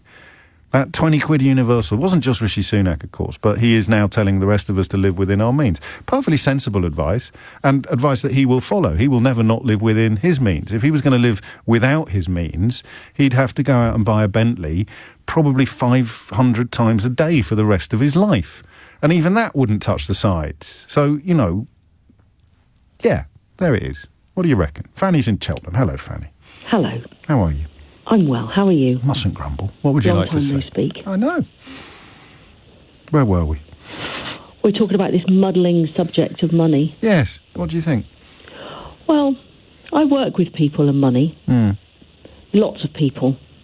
People who got loads of debt, and people who are seriously wealthy as well. Yes. And I think that it could be that we might be looking down the telescope from the wrong end. Possibly. Is that the saying? Yeah, it could, yeah.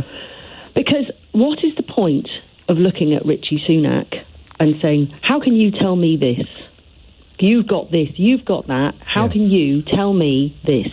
When I'm sitting here... Or how can you vote for that when you've got this? Well, or how can you vote for that? Yeah. First of all, taking the 20 quid away. Yeah. 20 quid away in this particular situation where we are now is clearly wrong. However, the amount of money that he has, I don't think matters, because there's a brilliant saying by a writer called Ayn Rand. It goes, money is simply a tool and it will take you wherever you wish to go, but it will not replace you as the driver. Right. If you partner that with the fact that 88% of millionaires are self-made, and we also partner it with the fact where does that figure come from? Fidelity. What's that? Fidelity Wealth is management. a financial institution who did a study. Okay. I'd need to see a little bit more detail on that. Yeah, no, that's okay. What about billionaires? I don't know. What about landowners? I don't know about them. No, okay. But whether it's inherited or not... And what does self-made mean? I mean, you go to a school like mine, your parents have paid the school fees, you're measurably more likely to become a millionaire than if you didn't go to a school like mine. But would that be self-made? I don't know whether I count as a millionaire. Am I self-made? It's a very misleading statistic, that, Fanny, and you know it. Okay. But carry on. Okay, so if we were to... the fact is, there is a simple fact that it is better if we all stayed within our means. However, for somebody like Rishi Sunak to say that, he's not offering us any kind of education, and we don't have any education to learn how to do that. But he's saying it as if it's easy. That's the point. And he's got no clue about how hard it is for people. I think there was probably an echo of Jesus, wasn't there, when he said it's easier for a rich man to enter, easier for a camel to pass through the eye of the needle than it is for a rich man to enter the kingdom of heaven. Yeah, but you're coming out with all these quotes, etc., etc. We live by these quotes, though, don't we? You are. You brought Ayn Rand into it and a dodgy statistic from a wealth management company. I'm just quoting the Bible. This is a Christian country, for God's sake. We quote our parents every day, don't we? Money doesn't grow on trees. We can't afford it. We can't. In my experience, the people who are really, really hard up are the best money managers of all of them. Possibly, yeah. And the people who earn more, who don't tend to manage their money so well. I mean, when we're spending 122 million pounds a day on credit card interest. Yeah, which will be making its way into the pockets of self-made millionaires. That's right. But we all, I don't know. I think we're both dancing around something that we can't quite pin down. We can't quite pin it down. I suppose what I would like to say, what I think is important is we can sit here and listen to all this twaddle around it. But actually what we could do is we could actually shine the light on ourselves and work out in this time of opportunity to try and work out how we can better ourselves and how we can improve our financial situation rather than just putting it all on the government. No, I'm not going to argue with that. Of course, no one is saying that, Fanny. I mean, that you should have spotted that on the horizon when you started mentioning Ayn Rand. Absolutely not the case that it's 100% one way or 100% the other way. I think it's unlikely that somebody with hundreds of millions of pounds at their disposal can get a proper idea of what it's like to be unable to heat your home or feed your children. Lorraine is in Luton. Lorraine, what do you reckon? Hello, hi. Hello. Right, okay. I'm probably going to be very controversial here. Oh, do you know what? That's a bit like having a sign-up saying you don't have to be mad to work here, but it helps. Never describe yourself as controversial, Lorraine. That's for other people to do.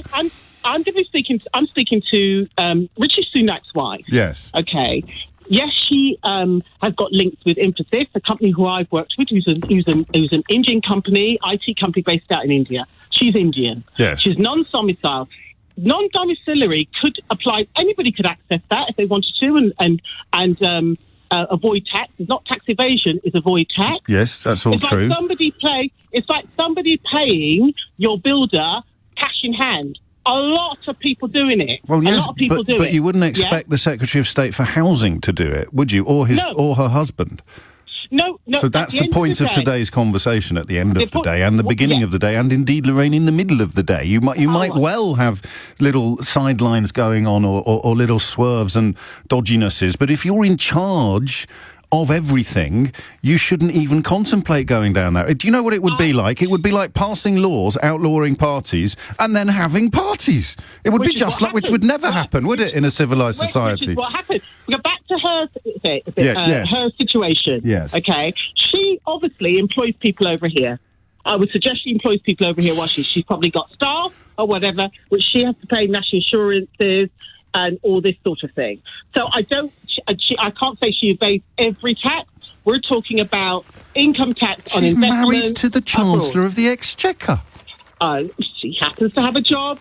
He probably pays his tax. His wife doesn't. So what you're saying, what's the remedy then? You're saying she's supposed to... You're not allowed, if you live here, you're not allowed to avoid paying taxes here by paying them somewhere else. How many... Hold on. Are we just throwing the thing at everybody? Yes, I'm happy to close it for everybody. Let's close it for everybody. Look at Philip Green. His wife. Yes. His wife. They live in Monte Carlo. They don't live here. They don't live here? We're not defending Philip Green, you ludicrous person. I don't care. The loophole is that you can live here and not pay tax here. Close that loophole. No, look, right, to everybody. Yes. Yeah? Yes. Yeah? Yeah. Do you live here and not pay tax? That is an international... Did you just growl? Did you just growl at me, Lorraine? I just thought my own way. I've never been growled at before on the radio. No, hold on a minute. What I'm saying is, yes, international tax, everybody, globally, there are people who are non-domiciled that pay taxes. And in fact, if you earn tax, over here, if you actually live abroad and earn taxes here, or you are an expat, you still pay taxes here. Yes. So the whole tax law, what you're telling them is the whole tax law's got to be upended. No, just this loophole. Just this loophole. George Osborne was going to close it in 2016. It can't be complicated. If George Osborne could do it, it must be easy. Well, George Osborne caused a lot of problems. He raised a lot of other taxes. I don't care. You just close this one, and even if you want to start sort of getting a little bit more detailed about it, just close it for politicians and their immediate families. Right, and we closed it because. Because it's not right that the man in charge of setting economic policy is married to a woman who can avoid it. Who can avoid... Oh, gosh. Okay. So basically, you don't like the fact that somebody else is being creative in terms of their family finances. It's not somebody else. It's the wife of the Chancellor of the Exchequer. Personally, I don't think that if you... I think that if you don't live in this country, you shouldn't be allowed to own newspapers. And if you do live in this country, you should pay income tax into the United Kingdom's treasury on every single penny that you earn, wherever it is coming from in the world. Right, okay. And lots of Otherwise, we end up becoming... I mean, imagine how awful it would be if we became imagine becoming a haven for filthy Russian billionaires who could just come here willy-nilly and ride roughshod over all of our traditions. That would be awful, wouldn't it? Yeah. But it happened. A lot of people, like a lot of the protectorates, like Monaco, Liechtenstein, Bermuda, Bahamas, all those other places, Switzerland. I don't want to be like them. Well, you don't. No, I want the people who can't afford to heat their homes to have a little bit more money left over at the end of the month, and the people who can afford to avoid tax on 11.5 million quid to have a little bit less left over at the end of the month. It's not communism, Lorraine. It's not even communism. It's not even... When are you going to be controversial? You said you were going to be controversial. When are you going to be controversial? I'm obviously controversial. We're out of time. We're out of time. I'm actually just right. We've run out of time. Thank you. No, thank you. 10:46. Take care. Have a wonderful day. Isla is in Woking. Isla, what do you reckon? Good morning. I personally don't want to see a leadership challenge. Why not? Because I don't think there's anybody better, frankly, than Boris. That's not saying he's much good, but I can't see anybody who is viable. If I said to you I can't think of anybody being worse, what would you say? Don't say Nadine Dorries. That's not fair, all right? But I wasn't going to. Okay. No, that's a debatable point. And frankly, if you had my son on the phone, he would be so much better at debating with you, but he isn't. So. But we're not having a debate. I just said that. I'm just wondering. Right. Okay. Well, no, I do not want to see a change. I think actually somebody like Rishi Sunak would be worse because he doesn't seem to have a clue about how a normal, in inverted commas, person actually has to survive. You saw the story yesterday about Boris Johnson hiring 4 extra staff at Chequers during the cost of living. Yes, I did, and I thought ruefully... Is that how normal people survive, Isla? Well, I am my son's registered carer, and I don't even get a carer's allowance. Yes, but it was Boris Johnson who hired 4 extra servants at Chequers. Yes, I realised that. Yeah. And they've wallpapered number 10, and God knows what else they've done. But it's Rishi Sunak who's not in touch with normal people. No, I think none of them are in touch, and I think that also includes people like Keir Starmer. Okay, based on what? Well, I think he's going to probably wriggle out of this beer thing. But the idea that he's not in touch with ordinary people, and we're comparing him to one of the richest men in the country and a man who just hired 4 new servants, what would we put on Keir Starmer's charge sheet? Well, they're not his personal servants, are they? They're Chequers. What would we put on Keir Starmer's charge sheet? Well, he didn't appear to know what he was doing when he was standing in a window drinking beer and then shouting about the Prime Minister. That's not evidence of being out of touch with ordinary people, is it? I do not know what he spends his money on, and frankly, I don't know what Boris spends his own personal money on. But again, I'm sorry to labour the point, but if Keir Starmer is also out of touch with ordinary people, what are we going to put on the charge sheet? Because it can't be his background, and it can't be his personal wealth, and it can't be his career as a public servant I think lawyer. The problem is that they become there becomes a sense of entitlement amongst MPs. And this is but not Boris just Johnson one is MP. widely regarded as having the biggest sense of entitlement in political history, and yet he's the man you want to keep in the top job.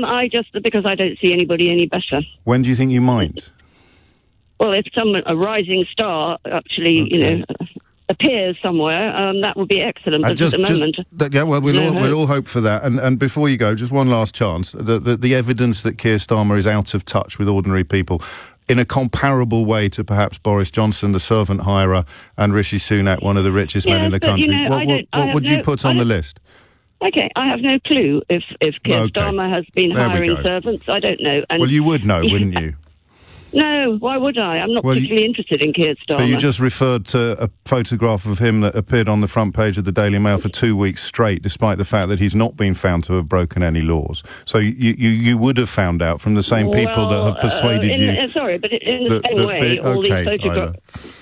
Yeah, I think we're not going to get anything on the charge sheet. I don't think we are. No, we're not. But good luck. I mean, you hang in there. It's a shame it was not your brilliant debater son that came on the show to make the case that Keir Starmer has. Oh dear. Nick's in Brentwood. Nick, what would you like to say? Good morning. I'm not chilled by it at all, because if he was holding up a blank piece of paper and the police officer said, "If you write, this is not my king," or "you're not my king," how did he know that was going to be written on that piece of paper? This guy, the barrister, must have goaded that police officer into saying, "This is what I'm going to say, this is what I'm going to write." Why is it goading? Well, what did he say how did the police officer know what he was going to write then? Well, he would have told him, but I don't understand why goad is the word. He told him. Yes. So he said to the police officer, "What happens if I write? What happens if I write 'not my king' on this piece of paper? Because I've seen other people in Britain being arrested for doing that." That's what he would have said. Words to that effect. Well, we don't know what he did say. Well, we kind of do, because he's provided a fairly comprehensive account, and you can hear the aftermath of when he said other people have been. Well, hang on, mate. If you're not across the facts, then let me help you out. Other people have been arrested for writing "not my king" on a piece of paper. What would happen to me if I did so here, officer? He'd be arrested, and rightly so. For what? The police. For what? The police Nick? have got a very difficult job to do. Policing. All right, mate. is the most difficult job in the Arrested world. for what? Listen. No. Arrested for what? Let me finish. No, of course I won't let you finish. You're just going off on a pre-prepared nonsense. For potentially causing unrest. Right. What's the unrest? The police are trying to keep the situation calm. So what if someone held up a sign saying "long"? Doing their job. If someone held up a sign saying, "Nick, mate, are you ready?" Yep. Yeah. What if someone held up a sign saying "Long live the King" at a gathering where there were known to be a lot of Republicans? Would that be an arrestable offence? No, that wouldn't cause trouble at all. Well, it would, because all of these people are Republicans. What about... No, you have to answer my question, Nick. Should he be arrested because he could offend a lot of people in that crowd? No, he shouldn't. Why not? Because there's a lot of offended people there, Nick. No, we've got to use our common sense. Right, so you arrest someone for... Hang on, I need to be clear on where your common sense has led you. So here's a group of people who are offended by a sign, and that person holding that sign should be offended. And here's another group of people who may be offended by a sign, but the person holding that sign shouldn't be offended. Just talk me through that brand of common sense. That group of people who are anti-royalists, and if he was going to hold up a sign saying "Long live the King," yes, they should... Let them be pushed aside. Anti-royalists, they're protected. No, you can't push them aside because they're offended. We're arresting people for causing offence, Nick. We're arresting people for causing offence. You can't have different laws for different signs. No, this is very exceptional circumstances. Okay, it's not, because I've got another story you might like. Tell me how you feel about this one. No, Russian police... Stick with this story. Well, we can stick with this story if you want, but it's not... You're not really... Let's stick with this one for a minute, because that's what we're talking about. Okay, then, so... It's very exceptional circumstances. Well, it's not, because it happened 3 times yesterday, so it's not exceptional. The Queen didn't die 3 times. That's what I'm saying. No, we're talking about people holding up a sign saying "not my king." Yeah, let them be taken away. But the person causing offence with a different sign shouldn't be taken away. What do you think is going to happen to those people? Nothing. Well, what do you think is going to happen? What do you think is going to happen to this guy? Walk on their way. What do you think is going to happen to this guy? Which guy? The guy who got arrested. What, the barrister? Well, the guy who would have been arrested if he'd written "not." We can't talk about the people who were actually arrested. Been arrested. So he didn't get arrested. He didn't get arrested, did he? No, we know that he didn't get arrested because he didn't write on the piece of paper. He said, "I've got work tomorrow and I can't afford to take the time off." Exactly. But he was going to... What do you mean exactly? What are you going to do? Go on, Nick. We've got a police force. Yes. We've got a police force, and we don't allow them to police. And you're aiding that. We don't allow them to police a man. So hang on, Nick. No, we don't, because you're on the radio saying they did wrong. No. And you're broadcasting this across the nation. But they did. Those police are wrong. Are you? Don't take this question the wrong way. You're whipping up the trouble. Not the guy holding the piece of paper. You are. No, you are. You're causing more trouble. No, yes. You are. No, you are. More trouble. You are. You want people to be arrested for what? Carrying a little sign around. You want people to be arrested for the possession of paper. I'd arrest you. If I was the police, I'd be arresting you for whipping up trouble, causing trouble in the nation. And that makes you a fascist. That's all I've got to say to you. That's all I've got to say to you. Where do you stand on freedom of speech, Nick?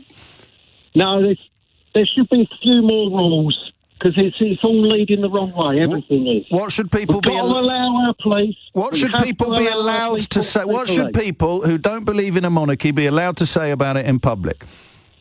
Not much. Well, tell me where the parameters would be under your glorious rule.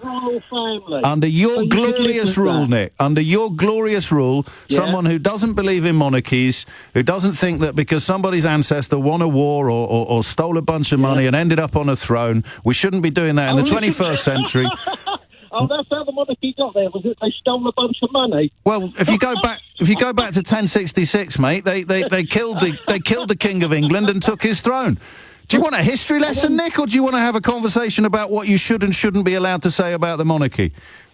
No, I say you should be allowed freedom of speech. But let's get this in perspective. I have, Nick. I've got it in perfect perspective. What should they, under your freedom of speech, under your... You're whipping it all up into a storm. No, you are. The police were just trying to keep the peace. No, you. What should you be allowed to say? They threatened the man. They said, what should you... I'm going to ask you again. I'm going to be late for the news. I don't want to be late for the news. Keith gets upset. No, don't be late for the news. What should you be... What should... If not my king is an arrestable offence, what would be an acceptable comment on a piece of paper? It's not about what was written on the paper. It's entirely about what was going to be written on the paper, Nick. So you have to answer the question, what should he have been allowed to write? How would a permissible... It's not about what's written on the paper. It is, Nick. You can't... It doesn't matter how many times you say things. It never becomes true. Just doing their job. Yeah, so what would you be allowed to write on the piece of paper? Long live the king. But that's going to offend people. No, but to my mind, it's the Queen's death. Yes. Nobody should be holding up bits of paper saying anything. Be there mourning politely. So we're going to ban paper. Polite. Oh, don't be stupid. You just said nobody should holding up... You're above this. No, above what, Nick? You're talking absolute gibberish, man. You need to either answer... You just called for a ban on paper. People go and get away with it. Love to the family, Nick. Every day on the radio and get away with it. Love to the family, Nick. Yeah, and you. Oliver is in Leyland. Oliver, what would you like to say? I'd like to tell you why I voted for Brexit. Okay. Shall I guess? What? Shall I guess? Yeah, have a guess, yeah. Okay. Is it because you wanted to make our own laws and withdraw from the European superstate that we never agreed to join in the first place? To some extent, that, yes. Yeah, because that's all nonsense. What? Well, we did agree to join much more than just a single market back in the early 70s. Ted Heath wrote extensively about it. It's not a super state, and we don't really have the... Oh, go on, never mind. My dad was a senior officer in one of the big trade unions. Yeah. And he said... it was a bit of a joking conversation. He said, you don't like that, do you? And I said, well, yeah, joining a common market seems like a good idea to me. And the little so-and-so went and died between us joining and being given the vote to come out. Mm. I'm sorry. I'm very sorry for your loss, for the record. This is an awful long time ago. Right. And I couldn't work out. I'd never asked him why he didn't like it. And I was talking to a friend of mine, and he said, "You do realise you're voting for the United States of Europe? That's what it's all about." Mm. And I said, "I don't want that. I want the common market. I think the common market's a good idea." Yeah. And so who was your friend? And what was his perspective? What was his field of research? Where did he get this conclusion from? It was somebody I'd worked with, but I'm convinced he'd read all the documents. He was which documents do you think he'd read, Oliver? I don't know. No, you changed your view on European Union membership as a consequence of what he said. My dad had already told me. Right. And I mean he knew people like Harold Wilson. Yeah. He only rubbed shoulders with him. He didn't. Anyway, and so I voted against, and I thought, well, that's it. We're But what were you voting for? What was I was voting against going into what was then called the common market. Right. So we're going back to the early 70s now, are we? Oh yes. Right. I'm just interested in why you don't regret voting to leave the European Union, given the long lists of broken promises and irrefutable damage that we've been detailing since 10 o'clock this morning. It was magic when I heard we were going to get a vote to come out. It was a brooch of purest green. No. You're making that's a lovely. So what were you celebrating? What were you celebrating? Well, I'm not as good as your mate who told you that we were going to be joining an independent. What was it? The United States of Europe. He was even better at words than me because he'd read all the documents. So what were you celebrating when you felt that wonderful euphoria? Because when I think it was Maastricht. I don't really know. I just want to focus on one moment. We're jumping through the decades like Doctor Who at the moment. That day, that night, when the result came in and you said you felt, I think the word you used was fantastic or amazing, that euphoria of that moment, what were you celebrating? That we were out and... Yes, but what did that... Well, that's just a word, isn't it? What did that mean? What was going to get better? What was going to get better for your country or yourself? We were going to be able to renegotiate. But David Cameron had just undertaken a massive renegotiation. You know that. So what was going to get better? Because we now know that everything's got worse, but you still think it was a good idea. So what was going to get... What made you feel euphoric that night in June? Well, I didn't believe it was going to happen. But you wanted it to. We're still... You've been on now for 4 or 5 minutes, and we still don't know what you wanted. I was expecting when they were talking... Was the Canada deal they were talking about, or the Norway you jumped deal? Again now. We're just talking about June 2016. You were celebrating. What did you win? What did I win? We won our... Oh, you're going to say... You're doing it again. I'm just asking you what you want. Don't worry about Canada. Don't worry about the 1970s. Don't worry about Harold Wilson. Don't worry about anything that I might be about to say. Just tell me what you want. Well, we were going to be alongside the United States of Europe. What did you win? What did you win? Well, I thought we won the ability to get rid of the bits of the United States of Europe that I didn't want. For example? Well, the political side of it. Yeah, go on. What? What was the thing you wanted to wave goodbye to first? I was making a joke that night and saying, send some gunboats out to sink foreign fishing boats. Yeah, hilarious. So what was the thing that you wanted to get rid of first? The thing that I wanted to get rid of first? Well, everything to do with... No, just not everything, just one thing. One thing. Yeah, I wanted to... You've had 6 years to think about it. Yeah. Actually, you've had 40. No, don't let me distract you from the central question. I appreciate you're not going to be able to tell me what it is you want. So what was it you were looking forward to getting rid of? No, what I wanted us to go back to the to the common market that I thought we were signing up for. But you voted to leave it. You voted to leave the single market and the customs union. So how was that going to help us go back to it?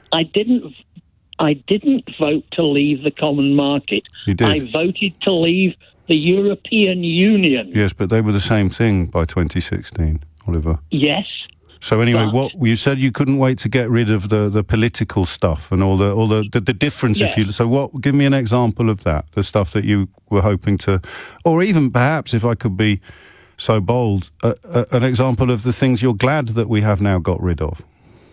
Well, for example, not being able to the European Parliament is only able to vote on things. Yes, but I'm asking about the things that they have voted on. I'm not interested in the procedure of the Parliament, the things that you couldn't wait to get rid of, the things that you were bound by, the rules or the laws that you had to abide by, the regulations that you had to observe, the changes to your life that had been implemented by membership that you couldn't wait to shrug off. What were they? Well, we have to go back to when Thatcher decided to... You're back in your TARDIS. It was June 2016. You're celebrating the things that you don't have to do anymore. What were they? I'm 75 tomorrow. Happy birthday. Yes, thank you. And the whole point is, this business has been on the news ever since we signed up to join. And every time something happened, it was worse for us. How? Can you give me one example? Do you think? Yes, I can. Go on then, because it's been a while. Yes, I can. Go on then. But when Margaret Thatcher decided that we were going to be the money changers of Europe, right, and we were at that point a fairly important manufacturing country. Yes. And you're going to say yes, but we tend to allow manufacturing to China because you keep telling me what I'm going to say. I just wish you'd concentrate on what you're going to say when I ask you what you actually won. It's for the final time, because I'm late for the news and I don't want to interrupt your birthday preparations. What did you win? I say, here's the prize that you celebrated. What are you pointing at? I'm pointing at the common market. Right. Have a great birthday, won't you? Rakia is in Acton. Rakia, what would you like to say? Hi, James. I want to make 2 points, but the first point about it is a mistake. It's not. I don't believe it's a mistake, because if I was Putin and you're telling me NATO might attack me, I'm going to say I'm going to attack you first. Well, that is the cold hard logic of the NATO position, isn't it? So it's not a mistake, because you know who you're attacking. NATO knows what Putin has, and Putin knows what NATO has. So if you're he has a mentality of a Middle Eastern dictator, yes, and I'm from Iraq. Okay. And if you're threatening me, then I'm just going to do it first, especially if I know I can win. So you would be provoking him, and his strategy of the war would change, waiting for NATO to attack. So I don't think it's a mistake. And for Tony Blair to make a comment, so I'm from Iraq, and you made a comment previously before you took call saying that Putin was one of the evilest men in this time, closer to Hitler, so on and so on. Now, I find this such hypocrisy. Yeah, well, from me. Yes, I do, because okay. the West, go on then. West. Yes. Was very happy, and Tony Blair and Bush was very happy to say to the Iraqi people, we are going to have shock and awe to you. My family was in Baghdad when that shock and awe happened. Millions of Iraqis died, and they are the biggest killers in the world, the West and NATO.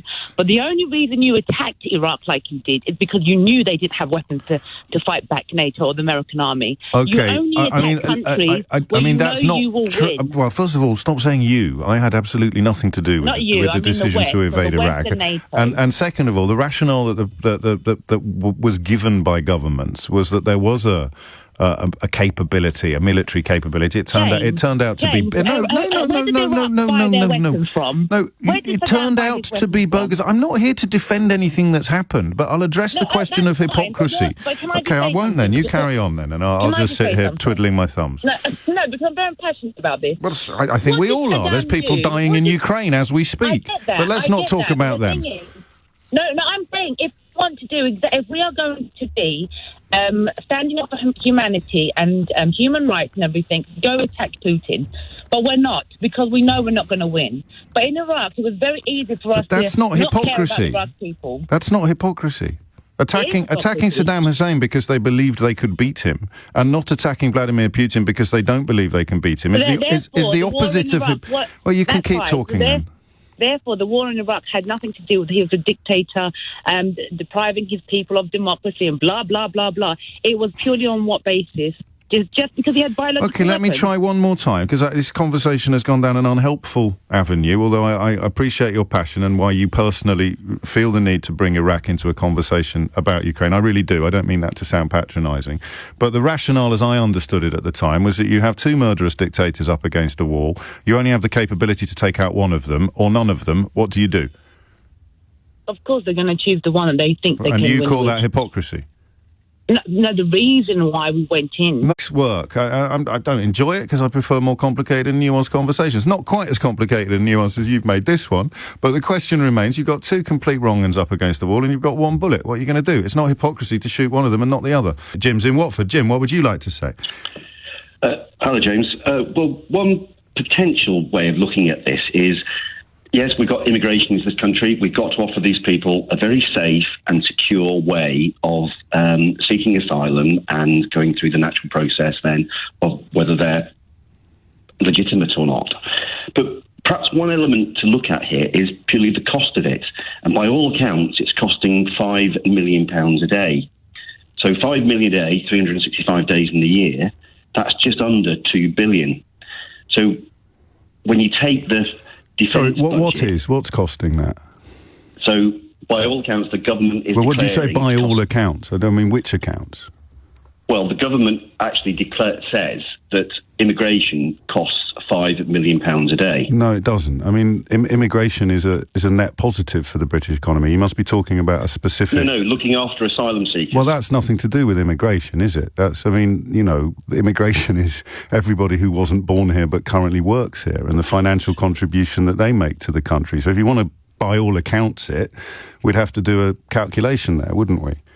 And also, I'm very much in favour of letting asylum seekers work, as they are permitted to do in other countries, in which case the cost becomes zero overnight. So we've solved that problem. I have no problem with that. If once they've actually proved who they are and what they are, because our borders aren't safe. They can work while the application is being processed. Well, I work in the military. In other countries.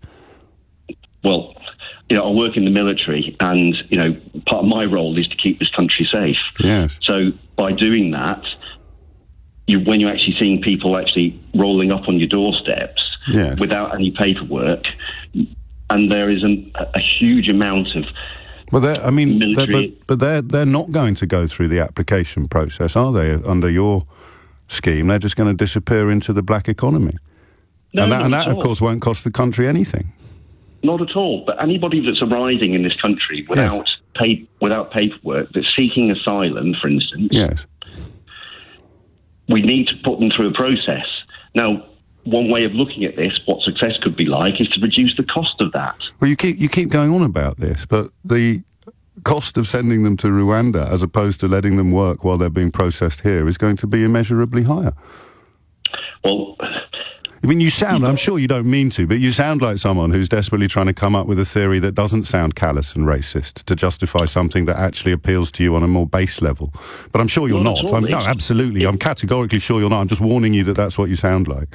It's just one way of looking at it. But it isn't, though, is it? We've just established that this is a pointless argument, which is why it sounds a little bit like a fig leaf designed to disguise something uglier, because you can reduce the costs of asylum applications overnight by letting asylum applicants work and earn a crust and even pay perhaps some taxes. And the cost of sending them to Rwanda, if there are 5 people on the plane tonight, is going to be £100,000 per capita. So how does that save us money?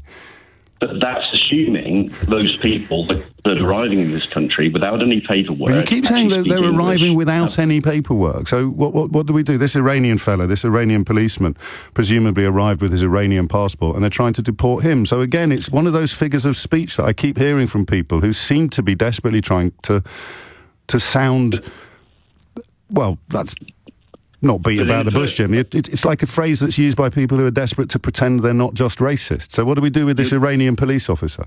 He's got his passport with him. Why are you talking about people who haven't got any papers when he was supposed to be on the plane today? Well, once you've established who and what they are, but you firstly need to establish who and what they are. Well, that's what we do. That's the asylum application process. Yes. And he's still getting deported. You're not being deported. Mate, his ticket was cancelled yesterday. If it wasn't for those lefty lawyers, he'd be in Rwanda tonight. They're not deporting them. What they were actually doing is moving them off country into a safe place while they actually go through their process of seeking asylum in this country. Yes, and if it succeeds, no, Jim, you've misunderstood that as well. If the application succeeds, they stay in Rwanda, Jim. No, they have. Well, that's not what my understanding. And my understanding is mate, with respect, I don't care what your understanding is. I deal in the facts. If the application is successful, they stay in Rwanda. So your whole support for this scheme is based upon ignorance. I wouldn't say that at all, James. Well, what would you say? How would you describe thinking something is true that categorically isn't? What word do you prefer? Because I'm keen to be generous. Well, you're telling me now something that is different to what I've been instructed about, which is the fact. Well, who instructed you, Jim? Well, process is part of my job, so. Yeah, who instructed you that the people who successfully apply for asylum in Rwanda get flown straight back to Britain? No, they have a right. Then, if they're given... No, they don't, Jim. But who instructed you this? Because if this is something that people in the British military are being instructed about, and it's categorically wrong, I'm 100% confident of that. We've got quite a big story on our hands, and I'll have to alert the news desk. So who told you that the successful applicants can come back to Britain? James, I can't go into that. But oh, you have to, Jim. Seriously, it's all right. I've signed the Official Secrets Act. So have I. So yeah. So who told you that, Jim? James? Who told you that nonsense? Or have you just humiliated yourself on national radio? No, not at all. And so who told you then? Perhaps, James. Who told you, Jim? To some of your colleagues. Possibly I do, Jim. But I'm listening to you. I'm listening to you at the moment. So who gave you this false information upon which you've based your entire support for a racist policy? It's not, James, it's not a racist policy. Mate, you didn't know what the policy was until I told you 3 minutes ago. How can you even have an opinion on it? Well, I've been told the policy is by who? Very different. Who told you that? My superiors. Now you're lying. I'm not lying, James. Okay, so who told you that successful applications in Rwanda, just give me the sort of job description of what they do, or the rank. James, this is just coming down through paperwork in how Can I see the paperwork? No, you can't see the paperwork. Because it doesn't exist, Jim. Nor can you. It's imaginary paperwork. James, listen. I have listened. That's the problem, Jim. If I hadn't, you might have got away with some of this. But here you are, on a line. Not at all. The lips James, are moving. This is part of the conversation, James. You're saying one thing. No. I'm telling you the facts, and you're now spluttering inanely. I'm not spluttering inanely. Oh, no, you are. Again, that's another fact. Not at all. So, final chance. Who gave you the duff information about this? James, it's duff in your opinion, and your opinion only. It's not an opinion, Jim. It's written down in law. James, it's not written in law. Okay, Jim. You going to tell me who told you? No. Have a great day, mate. And you. Bye-bye. Janet's in Walthamstow to kick things off. Janet, what would you like to say? Good morning. I wanted to say that I'm born half a Muslim, half a C of E, and I'm married to a Jew. And I find that over the many years, we can make fun of Christianity. We certainly continuously make fun of Jewish people, Judaism, money lenders, all these things which comics are are free and able to do so. I'm very interested to hear what you have to say, but I think what we saw particularly under the last Labour leader is that traditional tropes of anti-Semitism, whether they were in cartoons or elsewhere, are largely not tolerated anymore.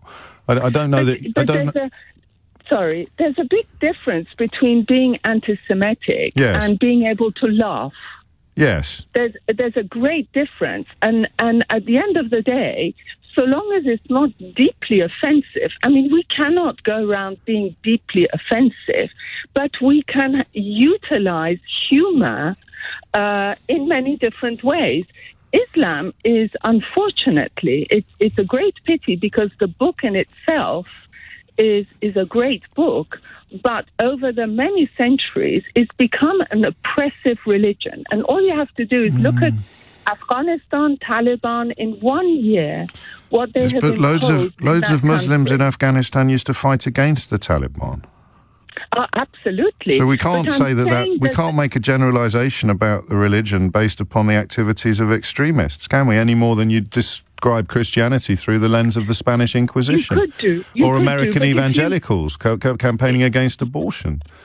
I understand that, but if you take the general Islamic communities throughout the world and various terrorist incidences that we have... And what percentage do you think those terrorists make up of the overall Islamic population? No, I'm not talking about terrorists. I'm talking about... You just did. The weakened response... You literally just said the word terrorism. No, but I'm saying when there has been... So I'm asking you how representative is terrorist activity of mainstream Muslim thought? And let's just talk about British Muslims. No, but you have to look towards the response of Islamic communities publicly and continuously towards these heinous acts, because they are in the minority. Yes, so how responsible would I be for the crimes of other radio presenters? How often would I have to condemn them?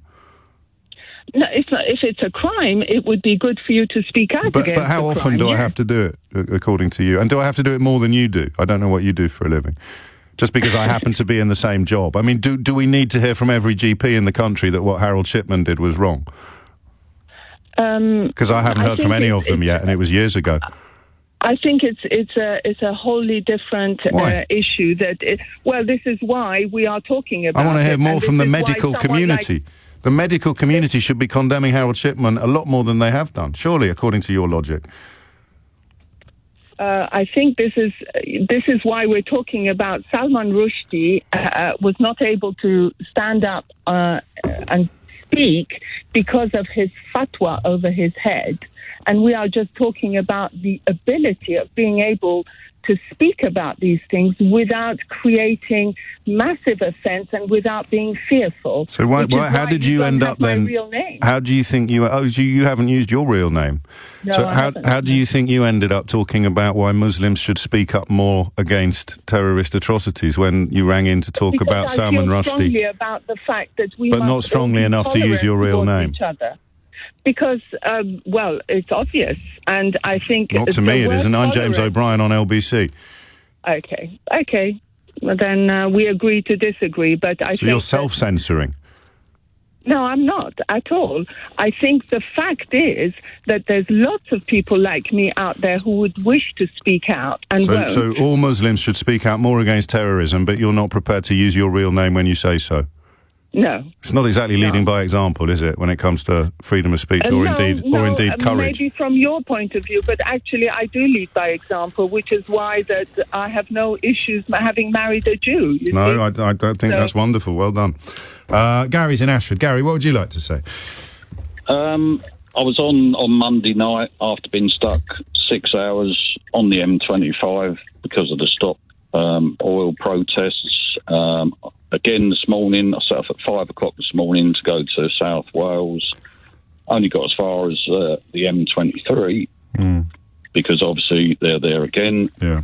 And now I see the focus is switching more to your reporter. It is for today.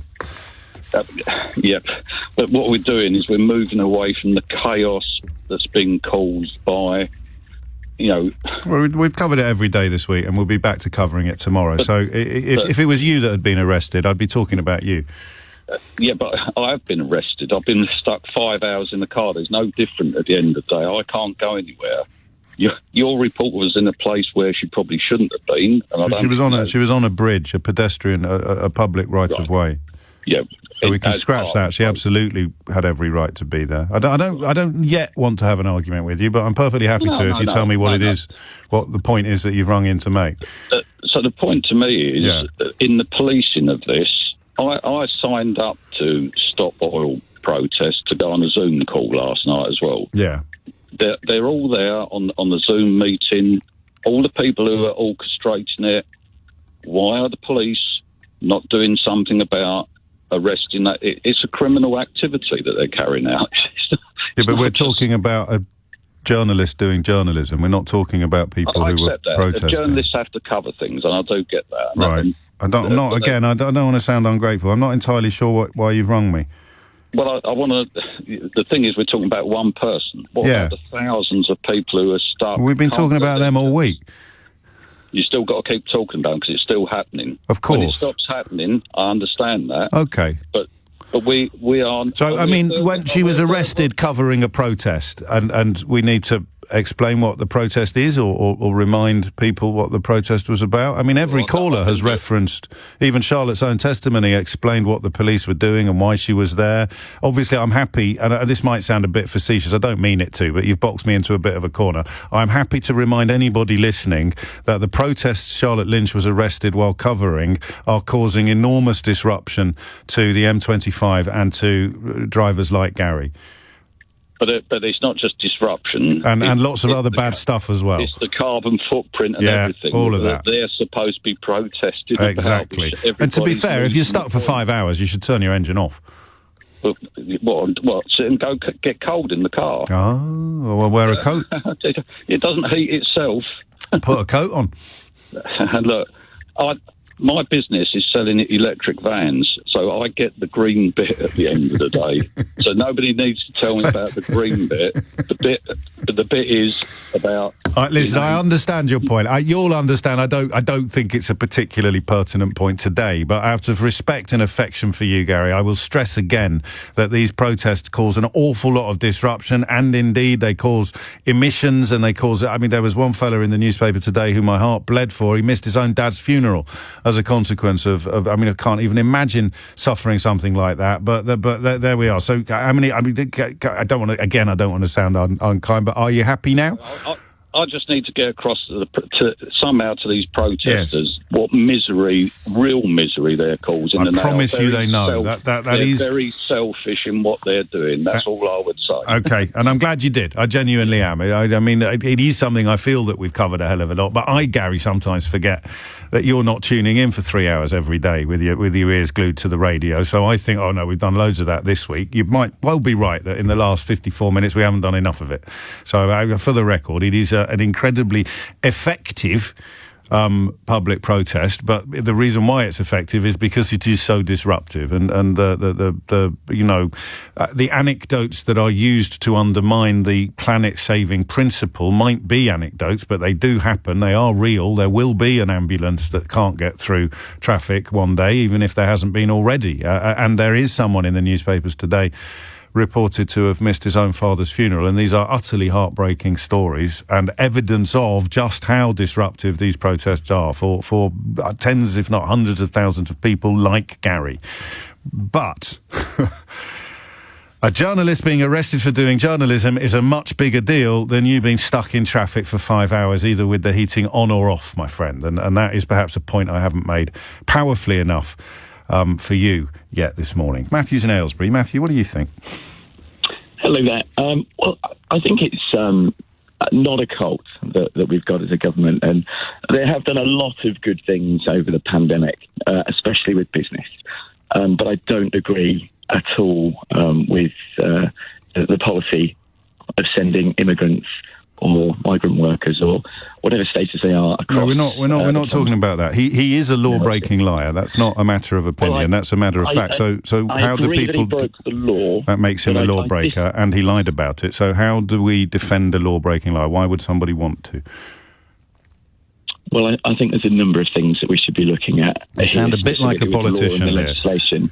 I don't know whether it was him himself that put it in, but I don't think it was a particularly realistic legislation to keep. Having a bit of word salad here. Everybody else managed to keep it. So why would anybody want to defend a law-breaking liar? That's the question. No, I agree that it was a law at the time and he broke it. Yes. So why would anyone want to defend a law-breaking liar? Well, it's not a difficult question. I think with the policies and with everything they've done for business in that time, there was a number of laws that were put in place that were just not realistic. Right. That was one of them.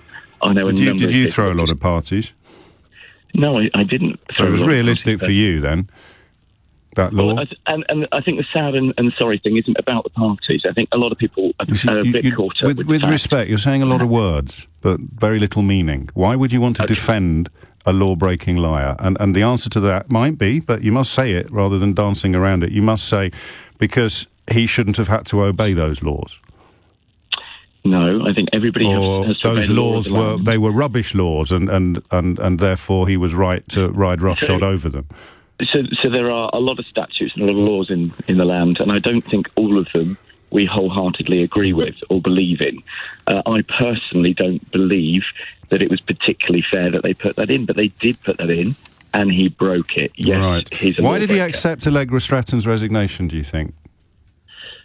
I wouldn't know for sure. Why did he describe himself as furious when he found out that a party, at that point we believe just a single party, had been thrown? But I think everyone's got their own moral compass, haven't they? And you're doing it again, mate. The question is, why did he describe himself as furious when he found out, supposedly, about a party, despite, we now know, having attended several himself? I hadn't read that article. I don't know that he...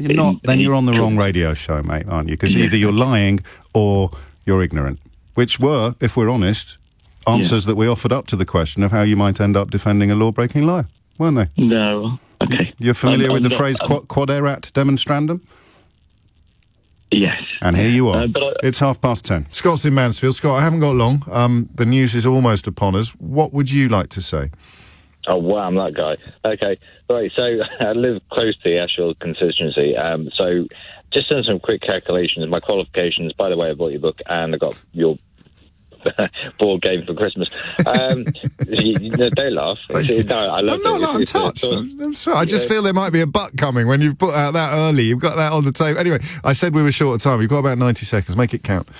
Right, okay, 90 seconds. So I did a quick calculation of things. I have the recent supermarket. I'm a development chef. Yes. And there's no way on God's green earth you can make a meal for that sort of for 30 cents. That's ridiculous. You could have heated up tinned tomatoes with some beans in them. No. We're talking basics and lack of home economics, right, and including flour and basic butter. So butter is a vital ingredient. Even you go down to the basis butter, look at £1.80 for Tesco's. Because you need to fry off some onions before you put the tomatoes in the pan or something. No, we're not talking. We're talking about basic roux starts off something like a basic meal. So we're talking gruel. Okay. Add that to some protein, add some beans, and then you've got something that makes sense. We'll quite happily chow down on a night time. So thusly, it can't be done in today's common environment. However, I've done some brief calculations to make those every single day at Amazon in the supermarkets. Yeah. The guy's a and plum. That's the word. Well done. And furthermore, I think he needs although his ideas should be admonished, it's the wrong way to go, and the economics are completely wrong, and people are not in a situation. If you've got two children at home and all they're saying is mummy, have beans on toast, and you can't afford even 18 pence for beans on toast, you're still snookered. So it's ridiculous, and the guy is a muppet. Yeah. Is he fair? Have you finished? I don't think he's finished. Did you just cut him off? No, he's still there? Because there was a butt coming, isn't there? No. The butt was coming. As I listened to all the day, but I'm still very conservative. Sorry. Oh no, that's sort of.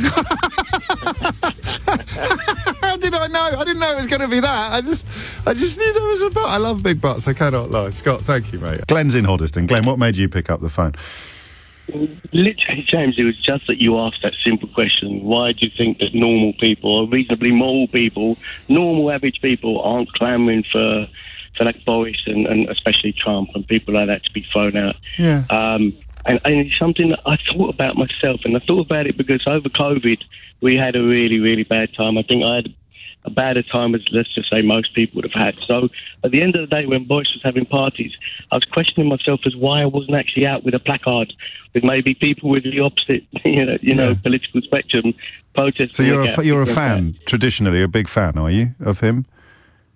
No, not really at all. Not. I wouldn't say a big fan. It was just. I would vote Conservative normally, but it just surprised me that when all these things come out and you can't argue them right or wrong, why I would still be saying no. Let's keep Boris. That did question me. And you are in that. You're still in that camp, are you? You're still in the. I really am, unfortunately, James. Yeah. Well, don't say unfortunately.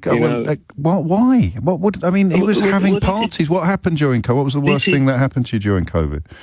Well, I lost my mum during COVID, and if I'm honest with you, James, that wasn't the worst thing that happened to me. So you can imagine it wasn't a very good time for my family. And he was having parties. So why wouldn't? But he's still your man. A straight, normal person would be saying, "Look, let's get this guy out." When I thought about it really quickly, Jay, I know you've been so one way. No, I want no. You take as long as you want, mate. Seriously. The simple analogy is, if you've got a really, really decent company like KPMG, somebody like that who looks after money and they're really good, and you invest £100,000, and over a year they get you a return of 3% every year for the last 100 years. Yeah. But then you've got another company over the road, and they're a group of scientists, and they get a monkey to throw a dart at the stocks and shares, and consistently over the last 100 years they get you a return of 15%. Right.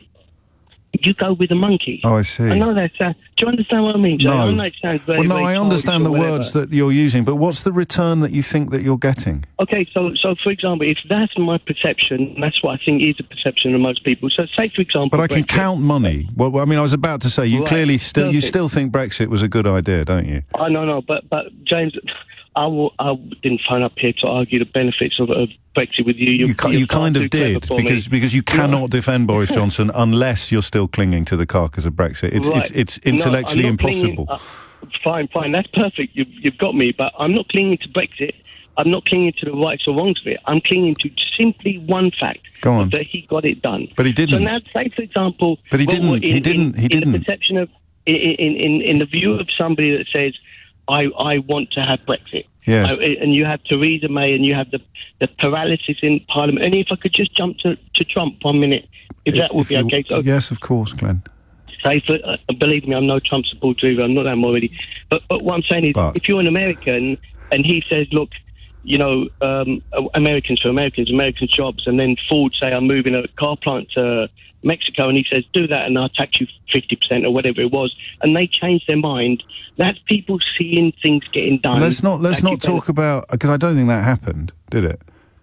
I actually think that did, James. Did it? But there were other things. Like I say, I'm no expert on politics, but when he moved, and again... but let's talk about you. Let's zone in on this. Sure. So you've got the governor of the Bank of England warning that our economy is going to be the worst in the developed world soon. Sure. You've got even the government's own forecasts describing the damage done to our GDP by Brexit as being off the scale, worse than COVID, by multiples, worse than what COVID has done. The Brexit that you still think he got done is not done. They're now threatening to tear up the treaty that you're claiming as a reason for continuing to support Boris Johnson. They're trying to pass legislation in the House of Commons that would allow them to abandon what you have been persuaded involved getting Brexit done. So they're trying, literally, Glenn, as we speak, they're trying to get Brexit undone. And here you are, still. Why? They're trying to get just that border between Northern Ireland and England and UK changed, aren't they? That's what they're trying to do. Yeah. Can I just say as well, all the forecasts as well, this is another thing let's just focus on that. Because you use the phrase get Brexit done, that they are now trying to get Brexit undone. Undone. But so you can't cheer them for getting it done and cheer them when they're trying to get it undone. But the point is, James, go on. The things that they've said to we're going to do this, yes, they actually have done. For example? They've got, as in Brexit, and that you can criticise it now. You have to listen to the words, Glenn. You have to listen to the words. Totally listening to the words. They are trying to get it undone. No, the only way that you could come out of the customs union and the single market while respecting the role of the Good Friday Agreement. The only way you could do that was by having a border in the Irish Sea. But if they take away that border... No, you can't take it away. Why is that? Why is that, James? You have to explain. Why can't we just not have a border between what is Northern Ireland and the UK? Because that would break the Good Friday Agreement. But I mean, I'm not being funny, but if they want to have a border between you, this is what I mean, James. If you want to a debate to me, like for example, Brexit, or you want to take a... What do you like about Brexit? What do you like about it? No, but it's not... No, honestly, James, what I'm saying is my whole reason for calling was not to debate the fact of left and right. And I listen to you for one reason. You're still a fan of Boris Johnson, even though you lost your mum during COVID while he was having more parties than Peter Stringfellow. Yes. The reason why... The only reason you've got... I'm a fan of Brexit. But you are. You are saying he got it done. No, you're saying I'm a fan of Boris Johnson. Not at all. You can't be a fan of somebody that's made that many mistakes. But here you are, supporting him, bringing me to explain your support for him. If I think that down the road another thing's going to come up and it says, right, the country needs to do this and it needs to do that now, if he's the only person I can rely on to say, right, we're going to do it and I'll get it done, then that is what I'm trying to say to you. That is why so many people... But that's a bit like admiring an arsonist, because he has successfully set fire to a building. At least he got it done. So I'm going to insist... nothing like admiring, James. I'm going to insist that you tell me what you like about Brexit, why you're glad it got done. I just want you to give me an answer. Brexit? Yeah. Well, because a lot of people thought that... I don't care about them. I only care about you. I only care about you. What do you like about it? Governing themselves. What? No. Don't give me that. Tell me about what it is you like about it. Now, that is better. How is your life better? Why are you glad it got done? What's improved? Well, it's not improved. I tell you what hasn't improved. That planes on. Please just tell me what has improved. I would say I had a granddaughter recently. That's improved probably for me. Not a consequence of Brexit. So let's try again. What is it? Why are you glad it got? Why are you glad it got done? James, I don't know what you want to say. My life has very little changed. Why are you glad it got done? Because I believe that the UK should be ruling itself. Exactly the same thing. The UK always was ruling. The UK always was ruling itself. Well, our courts said that there was legal. That's got nothing to do with Brexit. It's amazingly to do with Brexit. But that happened after Brexit got done, Glenn. Yes, exactly. Which is why. So how can Brexit have fixed something that you think is still broken? Now he's going to have to change another thing where the European. But Brexit got done, Glenn. Brexit got done. Yeah, exactly, but that court, that European court, which has nothing to do with the European Union. And now he's going to have to change that as well. I'm going to say the words again, Glenn. That the thing you're talking about has nothing to do with membership of the European Union. But no, it's just another thing that he's going to change. But if he needs to change that, who's going to change it? But Glenn, I asked you why you were glad that Brexit had been done, and you talked about Rwanda. But Rwanda is happening after Brexit got done. James, you can paint me as an extremist right wing if you want, but that's not me at Glenn. all. I'm not painting you as anything. I'm just repeating your own words back to you. The thing you've given me as a benefit of Brexit is a bad thing that happened with regard to Rwanda after Brexit happened. I wasn't calling you about Brexit at all. Of course you were. You can't separate Boris Johnson from Brexit, and you brought Brexit up, Glenn. When I said, why do you still like him? You said he got Brexit done. He got it done. So how come the Rwandan thing? How come the Rwandan thing happened then? Well, that's exactly it. Now it was British courts that stopped the flights to Rwanda. The massive majority of them were stopped by British courts, Glenn. Oh, then you've got me, James. Then I was mistaken. But you still think he's a winner, though, right? You're still glad that he got Brexit done, even though it was British courts that stopped most of those refugees being deported to Rwanda against their will. I thought it was the European Court for Human Rights. That was the final. And also the European Court of the European. No. That was the final cases. No, that was the final cases. Most of them had already been taken off the plane. Overruled our courts. But even if this was a zinger. It doesn't work because that's got nothing to do with the European Union. And do you know, finally, Glenn... At the end of the day, you're not ruling yourself. No, Glenn, you're not making any sense. I'm not against you, and I'm not arguing with you. And I know that in a debate like this, people far more It's not intelligent. me. It's not intelligence, Glenn. There's just facts, mate. You can't argue about whether it's raining or not. Do you know whose idea the European Convention on Human Rights was? No, James, but I'm sure you do. Would you like me to tell you? Would you like me to tell you? Yes, please. I would. I'll write it down right now. Winston Churchill. Fantastic. And you're against it? No. Yes. I'm against. I'm saying that I'm saying that we should rule our own guns.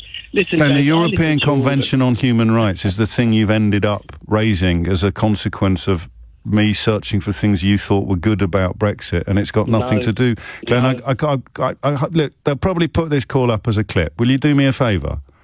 Yes, James. Yes, will you listen back to it?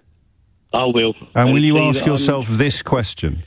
Yes, I will, James. Will you ask yourself, who did this to you?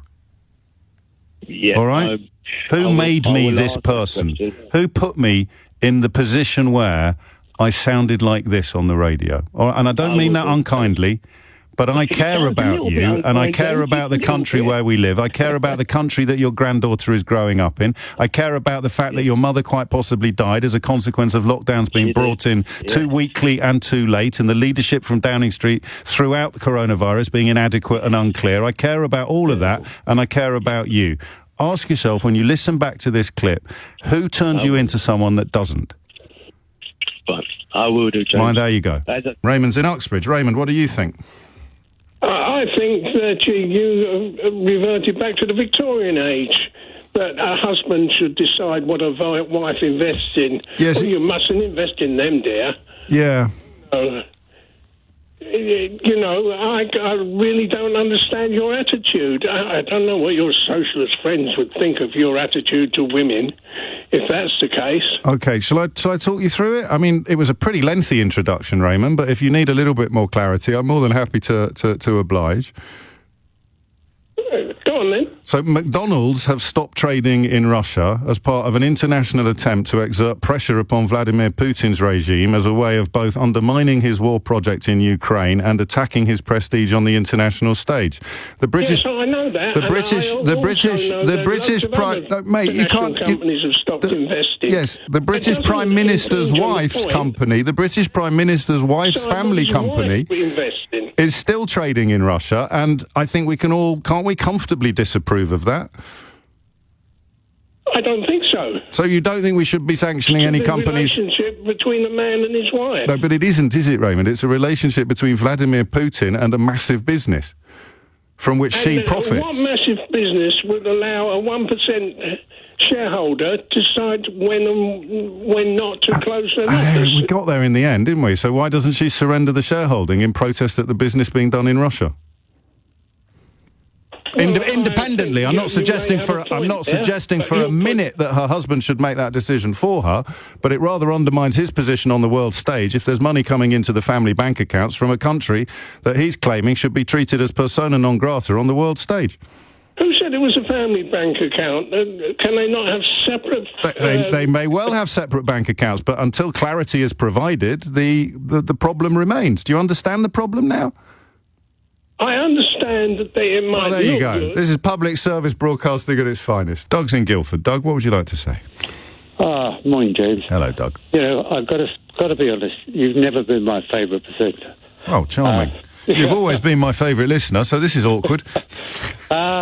Look, James, I guess you class me as middle class right wing. Okay.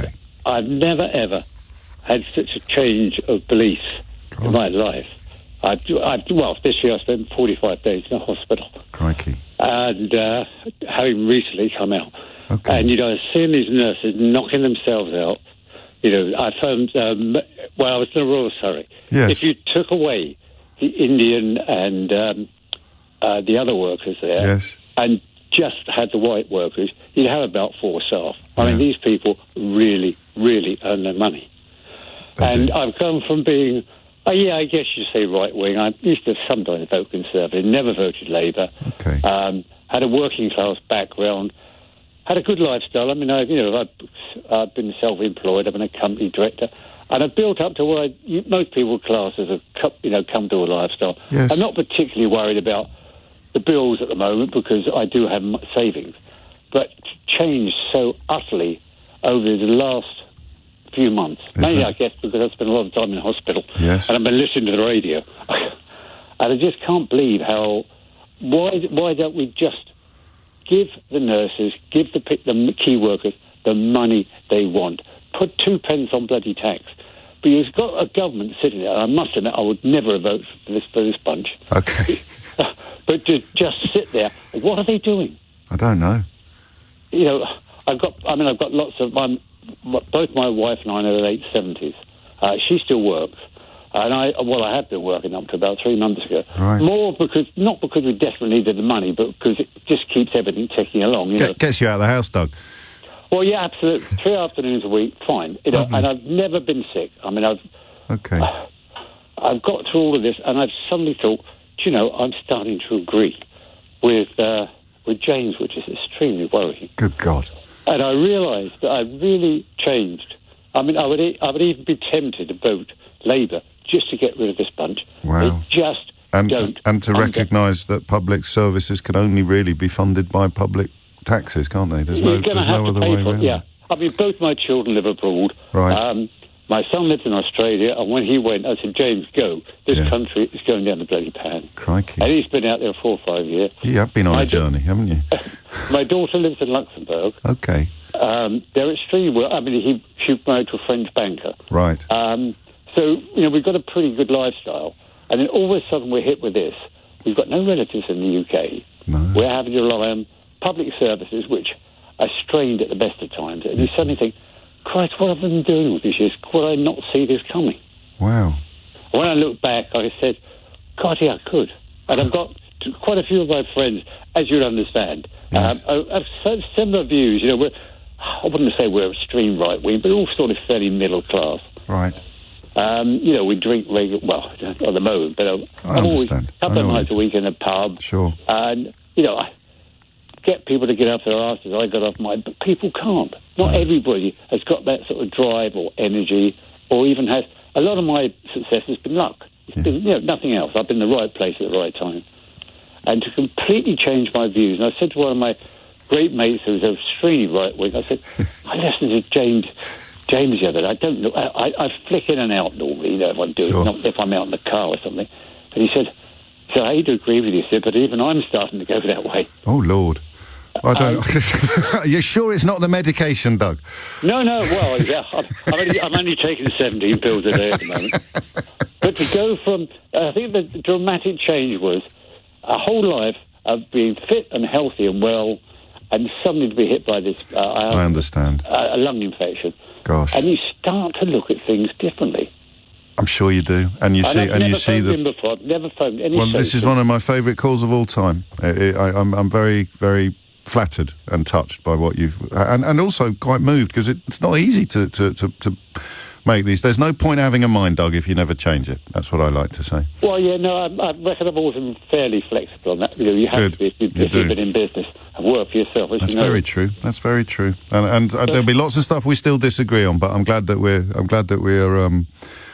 I just think, coming together on this. Someone that actually, there seems to be no way of actually talking to any of these government ministers and say, well, what are you doing? Are you going to sit there and let the whole country completely collapse? Because it is going to. I mean, my main sympathy is with the health workers. I don't have a lot of sympathy with the railway workers. Well, Rome wasn't built in a day, Doug. No. I've got to go to the news, my friend, my new friend. Okay. And I'm glad. You know what they say? What was it says in the Bible? Joy shall be in heaven over one sinner that repenteth, more than over 99 just persons which need no repentance, Doug. And you'll be my repenting. I'm teasing you. Thank you.